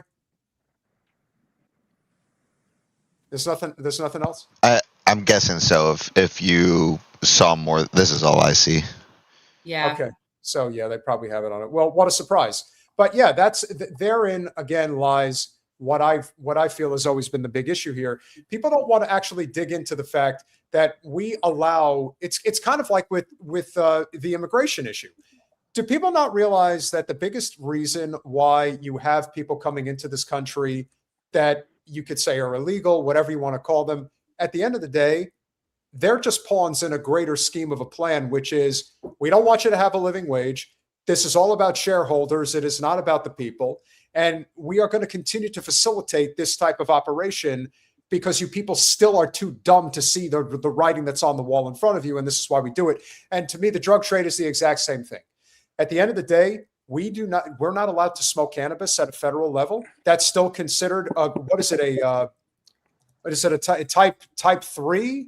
Or class what? 1. Well, no, it's still a class 1, but I thought I saw something recently about that Trump was declassifying it. I thought I saw that.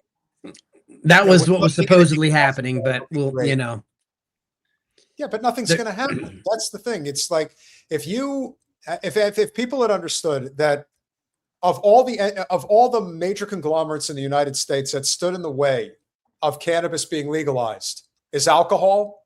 Like, do you not understand that that's who fights against it as much as Big Pharma does? You think people that are smoking cannabis are typically taking shots or drinking beer? No, they're not. And there's a lot more harm that's done with alcohol abuse than cannabis abuse. Well, and drug policy in this country has intricately been linked to anti-immigration issues going back to the 19th century, and then of course whether they called at the time the quote yellow peril, the racist attacks against the Chinese about the opium trade.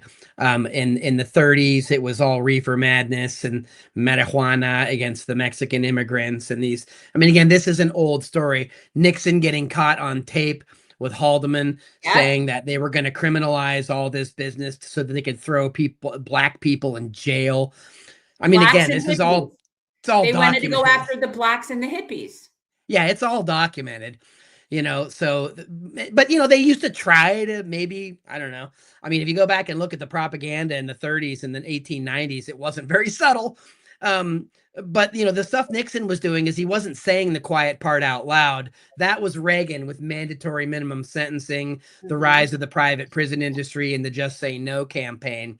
That was sort of a continuation of Nixon's failed war on drugs. His own administration published a report that said that the best way for this to go away is to treat it like a public health issue, not throw people in prison. And Nixon threw it in the trash, hired Elvis Presley and Sonny Bono, two junkies, to be spokespersons for the government and sail off into the sunset while he resigned. Well, I want to do your Reagan? Okay. Best I can. And well, from what I can remember, which isn't much, that just say no. That is what Nancy told me to say. And well, I said no quite a bit. I said no to better income. I said no to better health care. I said no to the Sandinistas. And I said no to a more stable government, in which I probably destroyed in many respects. He also said no to flag burning.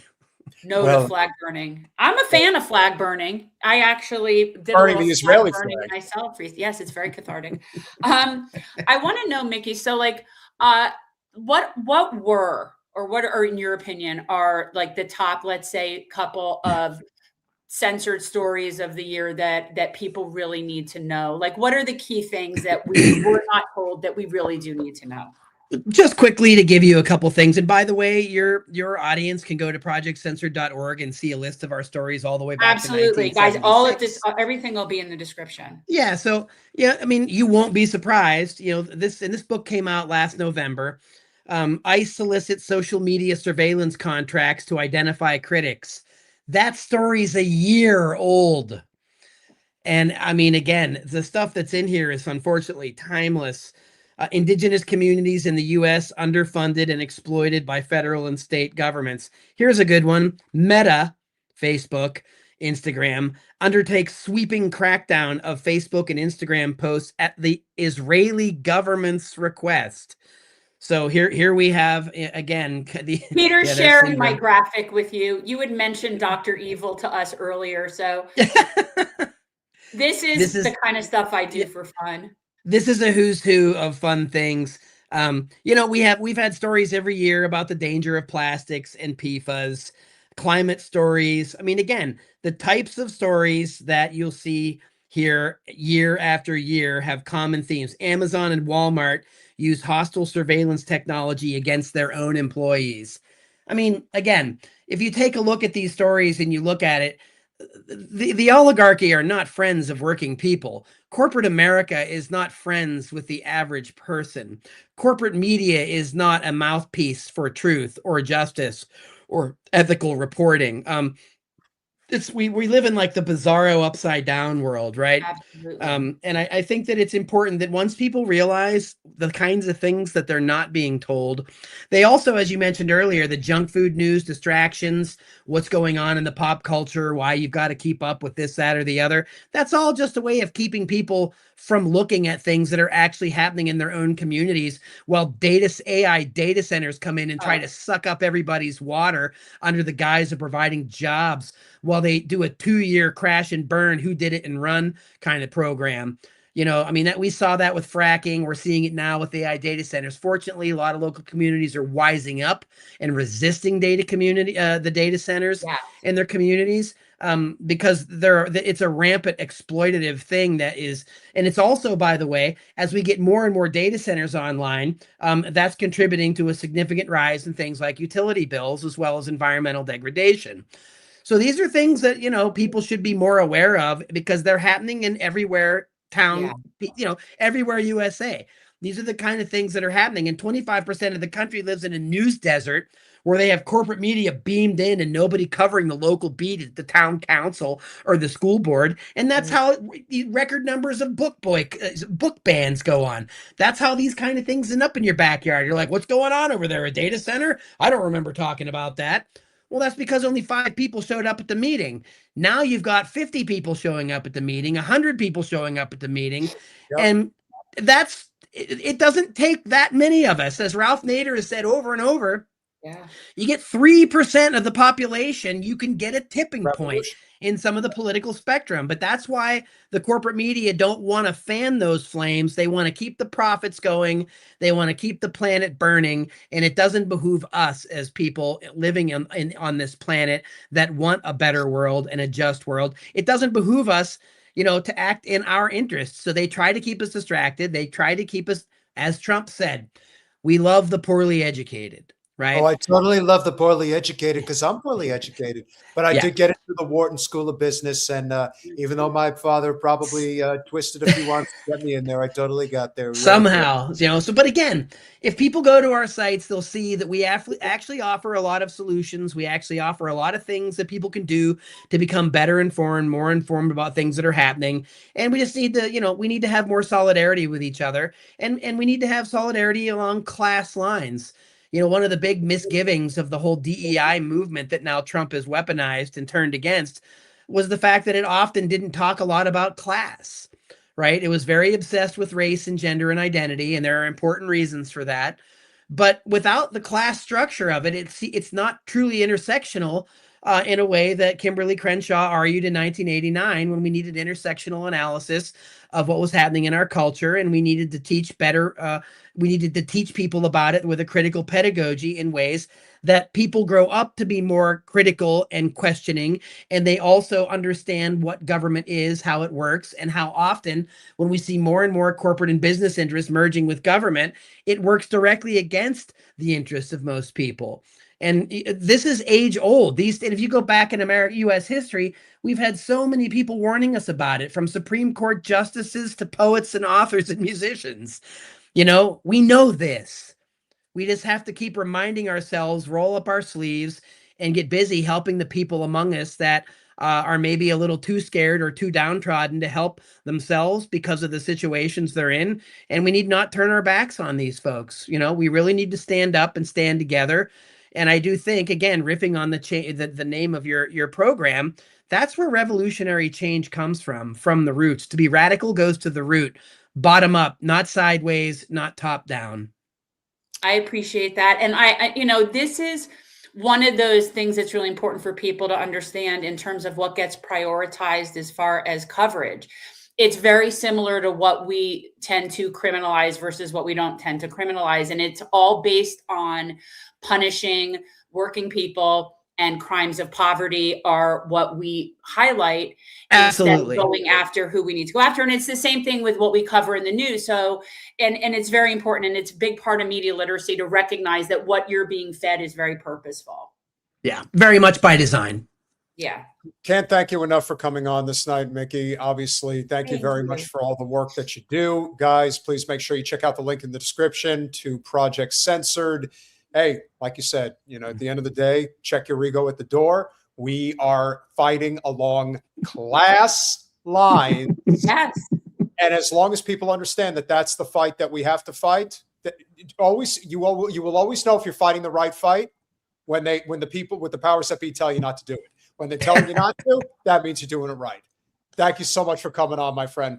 Thanks, Mickey. Thank you. Thanks, Peter. Thanks, Jen. Keep up the great work. It's a pleasure to be here. Thanks so much. Same here. Bye. Have a great evening. If you're enjoying this content, which we hope you are, crowd's been pretty strong tonight. We've been hovering over 500 quite consistently. Got to give you guys a lot of credit. Despite all the shadow banning, we're still making it work. So please consider going over to, and Jen, I know you've been emphasizing this, so I'm going to emphasize it as well. You could go over to patreon.com/revolutionary change. You can become a member without being a paying member. We're trying to start a community chat over there. We're also in the process of starting a Substack. So make sure that you go to patreon.com/revolutionary change for as little as $5 a month. You can become a financial supporter of our small but mighty, despite suppressed yet still growing channel. And so we want to kick it off with our wonderful supporters. First and foremost, Bornaga in USA first. Thank you. Born again USA. Bornaga. Born again USA first. Thank you for becoming a YouTube member. Thanks for catching that for me. Michael James McAllister III with the $10. There should be a way to challenge shadow banning.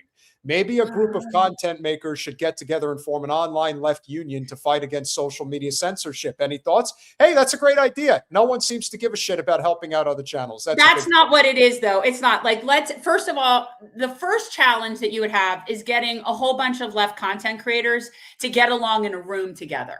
Okay. Yeah, that's your first challenge. You're not going to be able to get you just won't. These people will fight it out to get themselves inside of a paper bag. Like you can't even fathom. The egos are enormous. The other problem is that we're dealing with private companies that really don't give a crap whether we're on them or not. We don't really have any good leverage. I mean, some very big content creators maybe have some amount of leverage, but I think for the most part, we really don't. But I think it's great. I'd love to have that. I'd love to have a network that is a co-op. There is something like that. And I know that, I can't, I'm like drawing a blanket what it's called. There is something that they've started that's like that. That's a content creator owned co-op space as I forget. I think it might be something that Lee and Eleanor are involved in, and I'm going to find out. But yes, I think that is a problem. And that's why we can't do anything. We owned. Josie Justice, great to see you, my friend. Thank you so much for the $1. Revolutionary activists, judges, and juries are our only way out of this mess. Yeah, it seems that it's all that we like holding on for dear life. By thread. That's the way it is. Citizen Pendejo, thank you as always for the 50 pesos. Happy to report the cartel didn't burn my car. I am barely 200 miles south of Phoenix, but I can attest the rumors of Mexico's demise are exaggerated. Oh, just a little dice. I am sure they are greatly exaggerated. Also, newsflash, they never changed their maps to say Gulf of America. So I think they're doing just fine. And what I do here in the Gulf is call it what it is, the Gulf, because that's what it is. It doesn't need to be the Gulf of Mexico. It doesn't need to be the Gulf of America. But people are so pea-brained about stupid shit that they end up arguing about, well, it's the Gulf of America because that's what's going to make your life better. Trust me when I tell you, being able to say Gulf of America, that's going to make you be able to pay your bills. But that's the kind of stuff that these people get off on, is renaming shit. They think they're like dogs peeing in someone else's yard. You know what I mean? They just got to spread their funk everywhere. Willie Bragg, thank you so much for the $5, guys. Subscribe to the Willie Bragg Show on YouTube.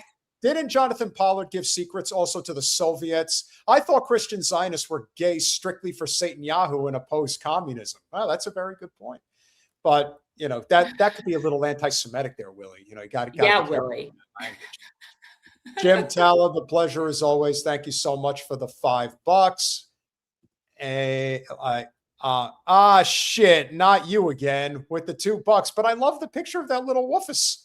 That's an adorable woofus. I just want to kiss my fish, drink my car. I think it meant drive my car, drink my beer, and he put him backwards. Yeah. Well, maybe he's drunk, and that's just how it came out. I mean, get off the road, Ashton.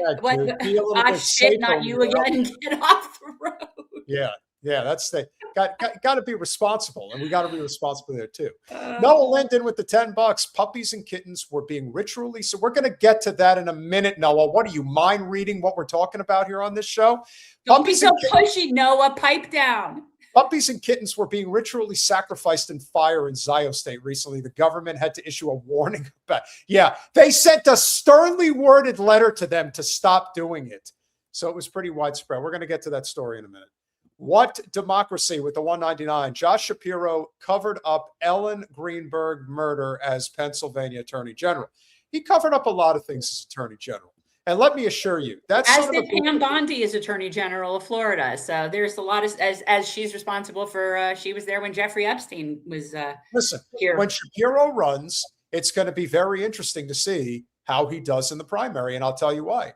Because he is a very proud Jewish Zionist, governor in one of the most consequential, if not the most consequential state in the presidential election, and that's Pennsylvania. So it'll be very interesting to see what happens when he gets to the national stage. My gut, he's going to crash and burn because he's actually not that good.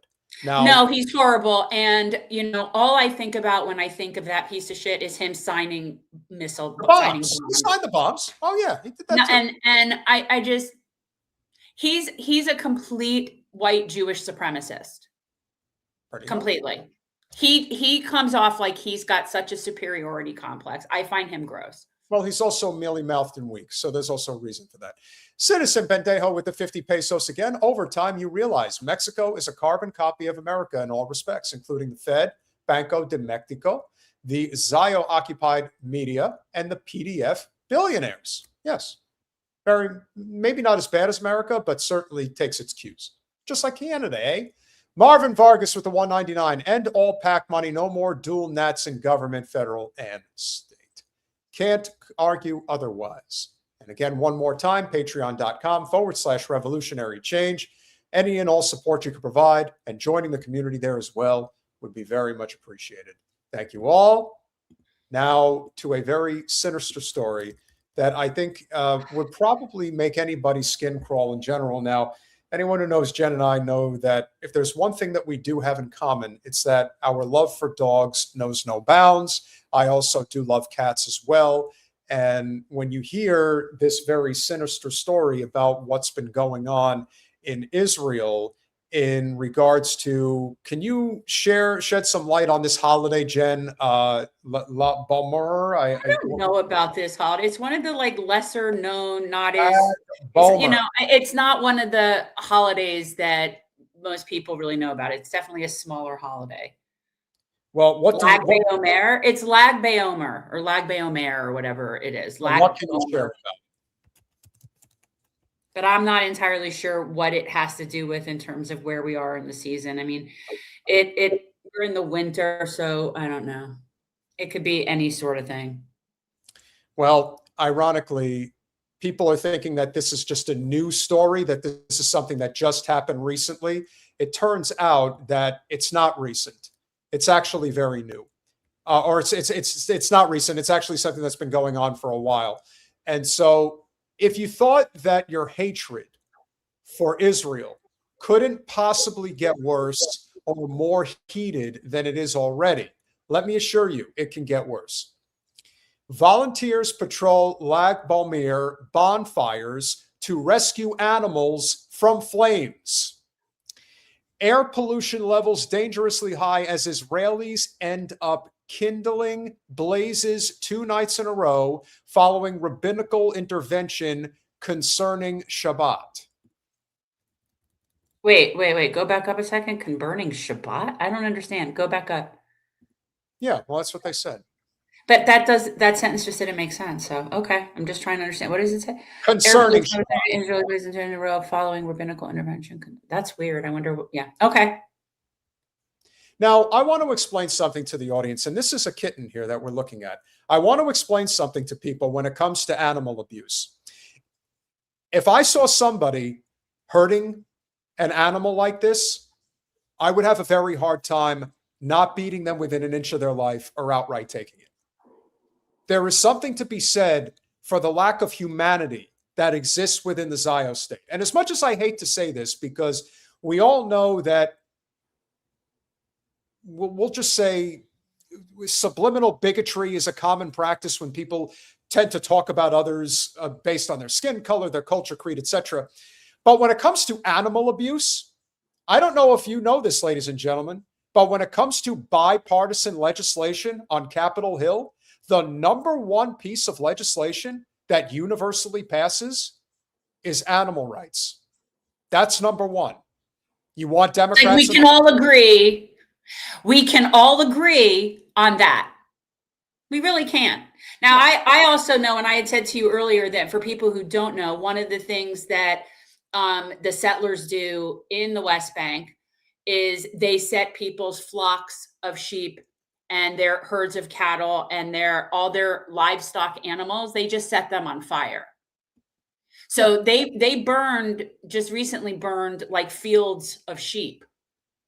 So this is just, this is just who they are. This is what we're dealing with here. Now, considering our very non-violent producer, I've only nearly fought someone one time that I can remember, and it was when someone threatened to call animal control on my dog. Oh, they would have been in a body bag if they took your dog away. Like, they really don't understand how serious this is. And I'm always skeptical of people who muse on this idea. Oh, you care more about dogs than you do about a person? Yes, I do. And I'm proud to say it. Yeah. As Israelis kindled Lag Bomer bonfires on Sunday, this is in May of 2017. Some for the second night in a row, 19-year-old Shahar Liani and her legion of volunteers were on the lookout for anyone hurling innocent animals into the blazes. For the 6th year in a row, Liani and volunteers around Israel were leading patrols to stop the horrific phenomenon of burning animals on Lag Bomer. It's not Bomer. They're not French. You say it like a Frenchman. Damn you, Israelis. Okay, ironically, I only found this story in the Jerusalem Post, and I have to go back up every year. Read that part. Every year. I'm trying to get these stupid ads to stop playing. Hang on. Every year, for the 6th year in a row, Liana and her volunteers around Israel stop this phenomenon. According to her Facebook event page this year, the group recruited hundreds of people to join the effort, with nearly 900 signed up to observe bonfires and save animals from abuse. You mean torturous death. Every year, we encounter dozens of cases of puppies and kittens being thrown in the fire during the Lag Bomer bonfires. In previous years, we managed to save dozens of animals and give them a better life. Is this from today or recent? This article, is this like this year? This article is from 2017 because this stuff apparently has been caught. It's still happening now. I'm saying it's still happening. Yeah. Liani first learned about this phenomenon, an unexplained act of abuse popular among teenagers. I'm going to hurt somebody. I swear to God, I'm really going to hurt somebody. When she was in 6th grade in Ramat Gan. They teach their children to hurt animals. They teach their children to hurt animals.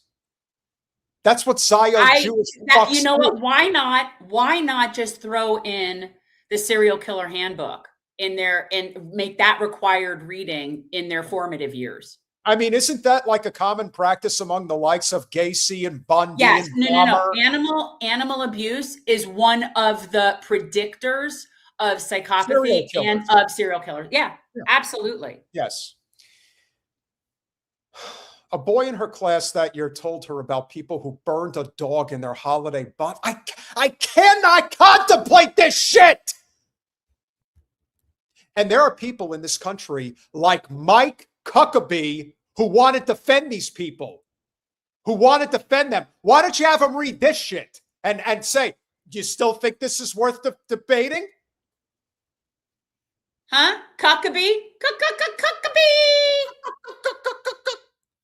I researched and clarified this, and I understood that this is a widespread phenomenon. It happens a lot. Not as an offshoot, but a lot. And this is this is the Jerusalem Post, mind you. Could you imagine if this was being done in Al Jazeera and how much more in-depth it probably would be? Well, not just that, but the fact that if they're admitting this, then it is so much worse. If this is in the Jerusalem Post as an issue, then you can imagine how bad it actually really is, because they will whitewash their own stuff. At just 13 years old, she just who touched that? I didn't touch anything. I'm not even on it. Where? But don't get so angry. All right, where did it go? All right. Is this where we can cut? Yeah. At just 13 years old, she decided she needed to do something about these cruel activities. It was an idea that I published on Facebook. People began to join. In the first year, squads of volunteers patrolled 11 bonfires in 11 towns.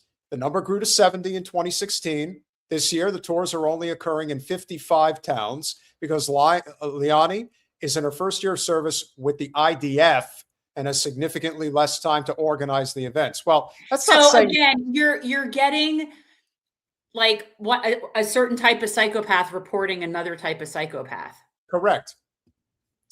Volunteers circulate on Lag Balmer before the bonfires even begin to look for animals that might have been placed in boxes in preparation for the burning practice. In places like Tel Aviv, where volunteers number more than 100, the groups divide into shifts throughout the night. We patrol and do rotations around the bonfires again and again and again. We stayed until the wee hours of the night. Last year, the volunteers were about to save some 30 cats and dogs who were transferred to foster homes until they could be placed in adoptive families. As much as this is so horrible and disgusting, what's really freaking me out, and now that I'm realizing like the nature of who was doing this activism, so to speak. So basically, these are people that would be okay setting Palestinians on fire. Oh, but it bothers them that puppies and kittens are being sacrificed.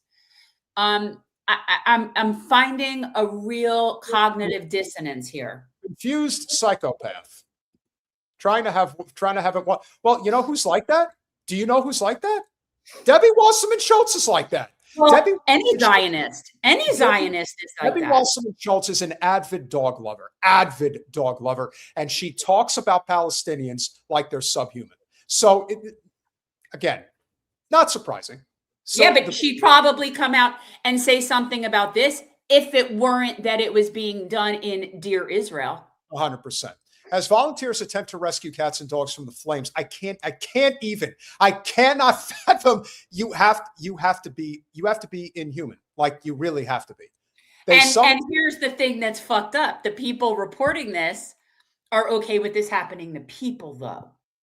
Probably. You can't make this shit up. Probably. Yeah, just think of Hind Rajab. See how she feels about that one. As volunteers attempt to rescue the dogs and cats from the flames, they sometimes face trouble with teenagers intent upon harming the animals. Although they do not have direct access to the Israel police in every city, the volunteers work with a group called Messiah 100, an animal rights group that serves as a bridge to I would say it's Me'ezam, but go ahead. In the first year, there was a case in which a group of teenagers threw a dog like a ball into the fire. My volunteer was on her way back home from the tours. I'm like having an out-of-body experience thinking about this. After the volunteer reached into the flames and saved the dog, the perpetrators chased after her and the puppy. Ultimately, they reached a safe place unharmed. You know, I have a feeling, I think about the people that would do something like this, and they're probably the inbred, nasty-looking fuckers that are always spitting on Christians in front of the Catholic churches. And it's those people. It's the same as the people that are the settler people. It's the same as these just this is Israel. This belongs to us, and we kill animals too. Your days are numbered. That's all I'm going to say. Despite the fact that this disturbing trend continues, Liani is optimistic that the phenomenon will disappear in the coming years. Well, it's still going on today. There is still a large number of animals that people want to throw in the fire. Again, to even read that sentence, there is still a number of people who want to throw cats and dogs into fire. No, you had it right. They're okay with children being in a fire. Well, children too, yeah. They don't. They go and have public events and viewings down at the Gaza border, and they think it's great. So why would we be surprised that people that think it's okay to kill people wouldn't raise their kids to think it's okay to kill animals? Like par for the course. Yeah, there's a reason why people, particularly Christians, have been saying that this is the synagogue of Satan, because why exactly do you have a holiday where you set bonfires? Like, I don't understand that. Well, and I got to tell you, I've never heard of this. I mean, I've heard of Lag BaOmer, but like I've heard of that holiday. But never anything having to do with animal sacrifice. Like, this is something that's very, I don't know. Hold on a minute. Hold on a minute. Do not even suggest for a second that this has anything to do with animal sacrifice. Not a chance. No, but that's what they're saying it is. They're saying that that's what the art, like what it was saying about sacrificing animals in a bonfire. That's what it's like. I don't know what that is. There's no Jewish thing that has ever, no, I don't know what that is. Listen, when we go to Capitol Hill, I want to make this, this is the story that I want to be posting on everybody's wall. You want to get them, you want to back them into a corner, let them know that you're supporting a country that gleefully supports this shit. They support the torturing deaths of cats and dogs.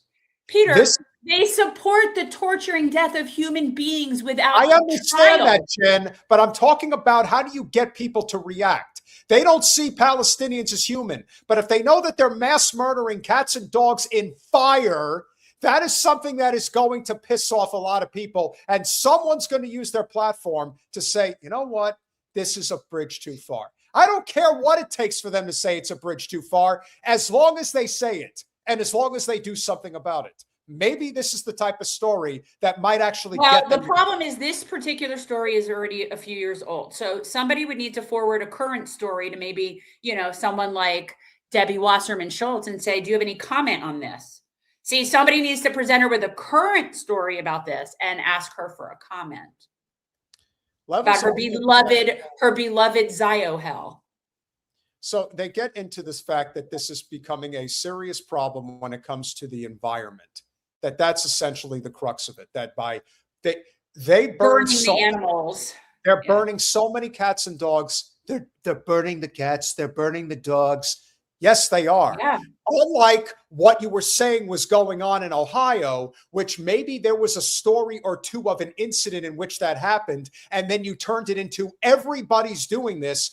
In Israel, this type of shit is actually going on. They're actually doing this. From the river to the sea, Palestine can't be free fast enough. Whoever in the chat said that animals don't have a soul, I don't know what you're talking about. I don't know what you're on. I don't know what you're taking. I don't know what animals you've met, but as the great Bill Murray once said, and it's the greatest line he's ever told, I don't trust any person who doesn't like a dog, but I trust any dog who doesn't like a person. And I live by that.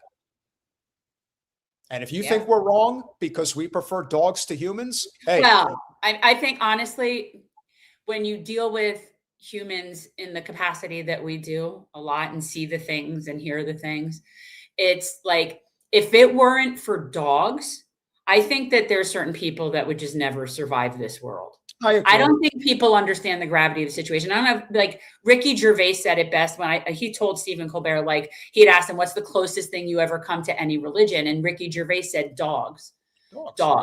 My connection to dogs, because that's the greatest thing in the world is dogs. So don't say they don't have a soul. That's absurd.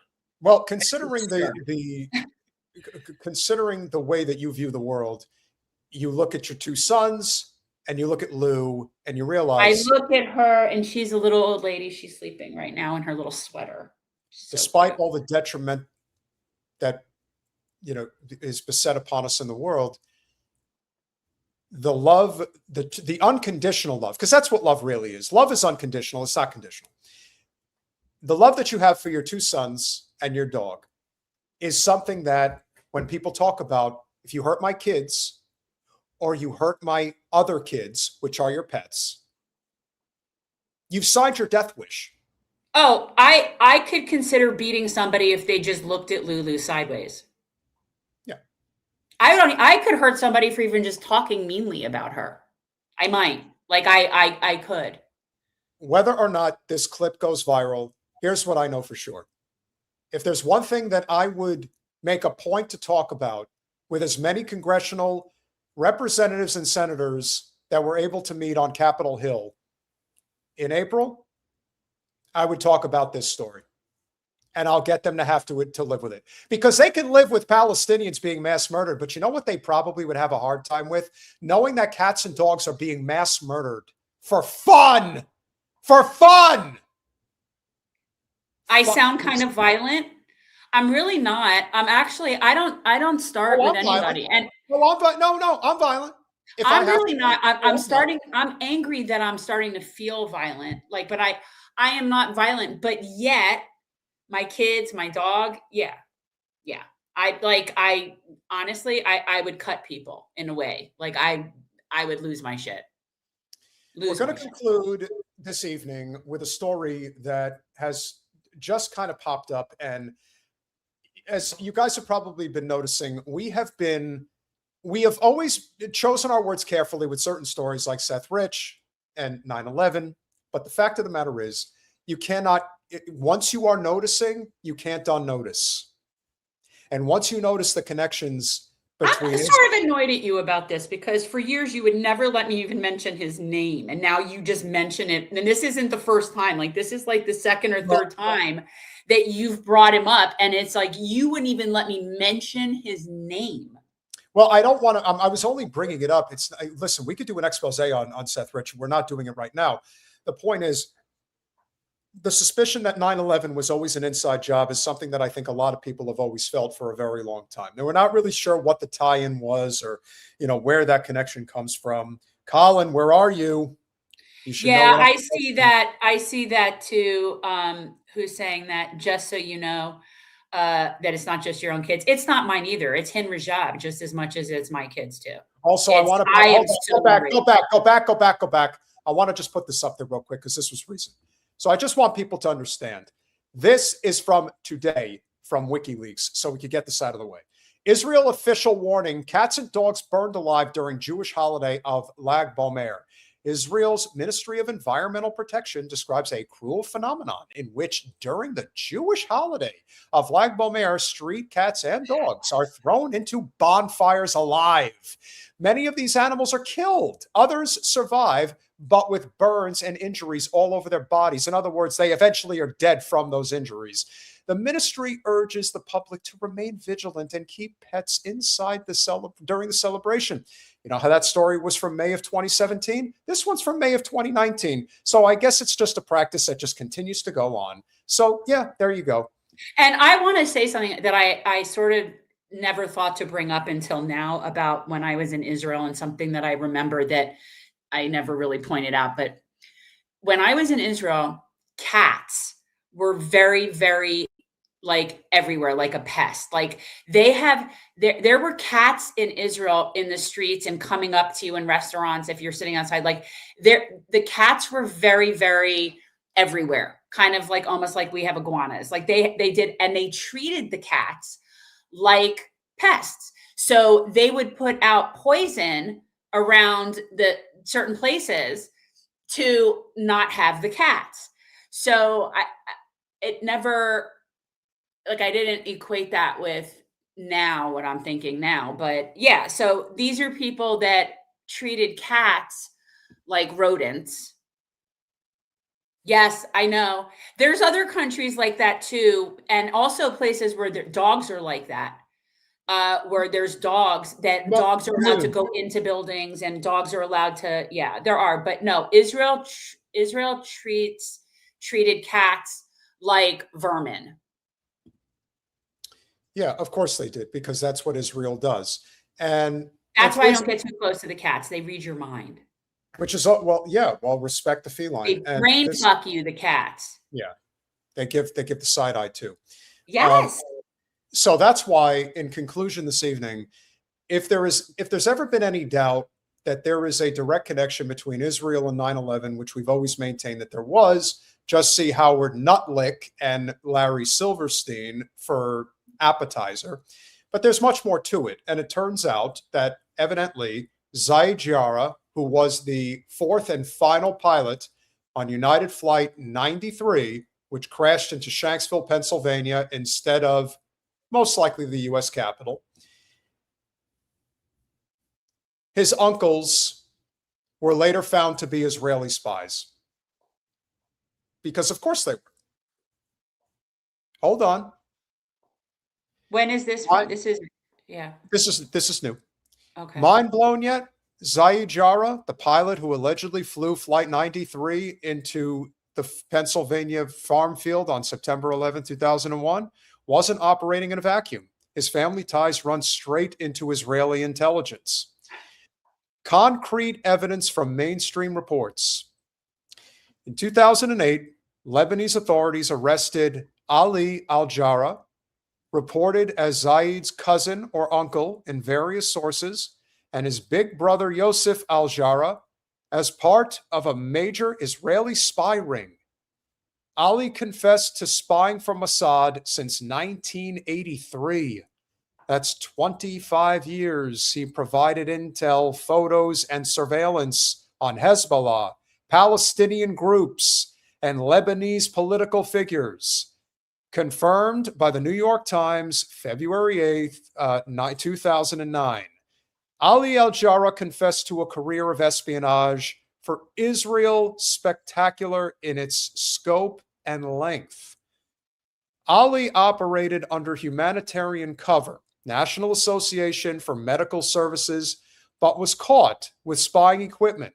He even traveled to Israel via Europe for debriefings and held an Israeli passport. Lebanese and Syrian intel jointly busted the ring. Zaid's connection? Multiple reports, including the Daily Star, Lebanon, and Crescent International, explicitly link Ali Yosef as uncles or close relatives of Zaid Jarrah, the 9/11 hijacker of Flight 93. Coincidence or deeper connections? Not likely. One side radicalized into al-Qaeda's deadliest attack, with close family members for intel to Israel's Mossad for decades. The same family producing both terrorists and spies, watching the other side. This isn't fringe theory. It's documented arrests, confessions, and family ties that raise massive questions about foreknowledge, infiltration, or who really pulled the strings behind 9/11. The official narrative never addressed the explosive link. The dots I see people. Oh, I'm sorry. I thought you were done. The dots connect. Family espionage on one hand, hijacking on the other. What were they really hiding? Who benefited? Wake up. The truth is buried in plain sight. I see people. I see something that I just wanted to address in the chat as far as we were talking about how they were treating dogs and cats. And somebody said, different places eat different animals. And I agree with that completely. Eating animals is eating animals. That's not what we're talking about. Abusing animals, torturing animals is another story. Mm-hmm. If you told me that any pigs are smarter than dogs, they are. They are. So we base it on just our cultural. And Jen, if I may interject, and what is the number one food that has always been regarded as the one piece of animal flesh that people would have the hardest time giving up? Right, bacon. And so point being that, yes, we pick and choose which animals we think are cute and which animals we want to eat and which animals we want as pets. And I get that. And I agree. And I don't judge any other cultures for any of that stuff, but it's different than abusing animals, torturing animals, and just how we generally regard animals. So yeah, it's different. Zaid Jarrah is the one member of the so-called Al-Qaeda crew that was having second thoughts. I remember this very well. He had a girlfriend that apparently he wanted to marry. There was a letter that was revealed shortly after 9/11 that he apparently wrote to her about becoming a martyr and that it was a big deal, et cetera, et cetera. But here's the thing. What we have learned, not just about 9/11, but just in general, we are allowed, hey, who doesn't love a great enchilada? Always about globalizing the enchilada. The problem is that we're at the end of the show, and at the end of the show, Jen and I tend to get hangry. So food is on the brain. It's that this is just, it's lagging a little. It's lagging a little. Let's go to the next slide, Colin. Lebanese in shock over arrest of an accused spy. Now, I can't read that. I don't know if you could blow that up a little bit. You can widen the shot. So this is from 2009. from Lebanon. For 25 years, Ali al-Jarrah managed to live on both sides of the bitterest divide running through this region. To friends and neighbors, he was an earnest supporter of the Palestinian cause, an affable, white-haired family man who worked as an administrator of a nearby school. To Israel, he appears to have been a valued spy, sending reports and taking clandestine photographs of Palestinian groups and Hezbollah since 1983. That's who he really was. It's not a question of duality. He was never a supporter of the Palestinians. He was an Israeli supporter posing as a Palestinian supporter. That's how you're really supposed to write that. But again, it's from 17 years ago, so you can understand why the language was what it was. Can you bring this to like the what's the new thing today? Like connect the dots, like what we're looking at here. Well, the whole connecting of the dots is the great noticing about the fact that 9/11 is a story that we have been told forever and a day was what the official narrative was. That there were no calls to West Point to intercept the two planes heading for Lower Manhattan when they knew about it, 30, 40 minutes before it. Remember, they knew that Flight 11, I believe it was United Flight 11 that crashed into the North Tower. They knew that that flight was hijacked a considerable amount of time prior to when it made it into Lower Manhattan's airspace. And so when they knew that the trajectory of the planes were going in a direction that they shouldn't have been, and they knew the plane was hijacked, do you know how long it takes to get an F-35 fighter jet up from West Point into Lower Manhattan? Do you know the exact amount of time you would need for that call to be made, for them to get in those planes and be in Lower Manhattan? Do you know how long it would take? 11 minutes. That's how long it takes. You're on mute. Is that any different, though, than how long it took Israel to scramble on October 7th? Because this is another consistency in what we would look at as like some sort of stand down order was given. Because the entire size of the state of Israel is like New Jersey. So we're to believe that it took them 24 hours to get there in order for their story to make sense, right? So it's the same concept. This is bullshit. Colin, next slide, please. And even if you were to convince anybody that the first plane could hit the towers, let's just assume that the first plane could hit the North Tower. There is no one with a logical brain that would ever be convinced, knowing what you know now, that that second plane ever would have made it there. No way in hell could it have made it there unless it was allowed to make it there. Two brothers. Right. That's how you know there's some sort of stand down situation. Because the alarms would have been going off. It would have triggered something. And I saw the second plane hit the tower live. Two brothers. I did too. I remember. Ali and Yosef al-Jarrah, operating in the Jela region, Bequa Valley near the Syrian border, were found in possession of spying equipment while operating under the cover of the National Association for Medical Services and Vocational Training, and claiming to run a humanitarian mission, of course. You know, just like the humanitarian efforts in Gaza, and then they start shooting at him. But Anthony Aguilar's lying. Am I right, Mike Huckabee? Oh, do not even get me all started on that again. I swear to God. See, that's the kind of stuff that makes me want to hurt people. Oh, yeah. When you talk about people that are my people. Well, I made a point to say to Anthony, I said, it is absolutely incredible. And this is something that goes back to Vietnam. How many bureaucrats who never served in the military are so ready, willing, and able to denigrate those that did? I don't understand that, but I think that comes from a position of inadequacy on their own part. I think that's a big part of it. I feel like everybody in this chat should like join together and go kick Huckabee's ass for calling our friend out when he in fact is the liar.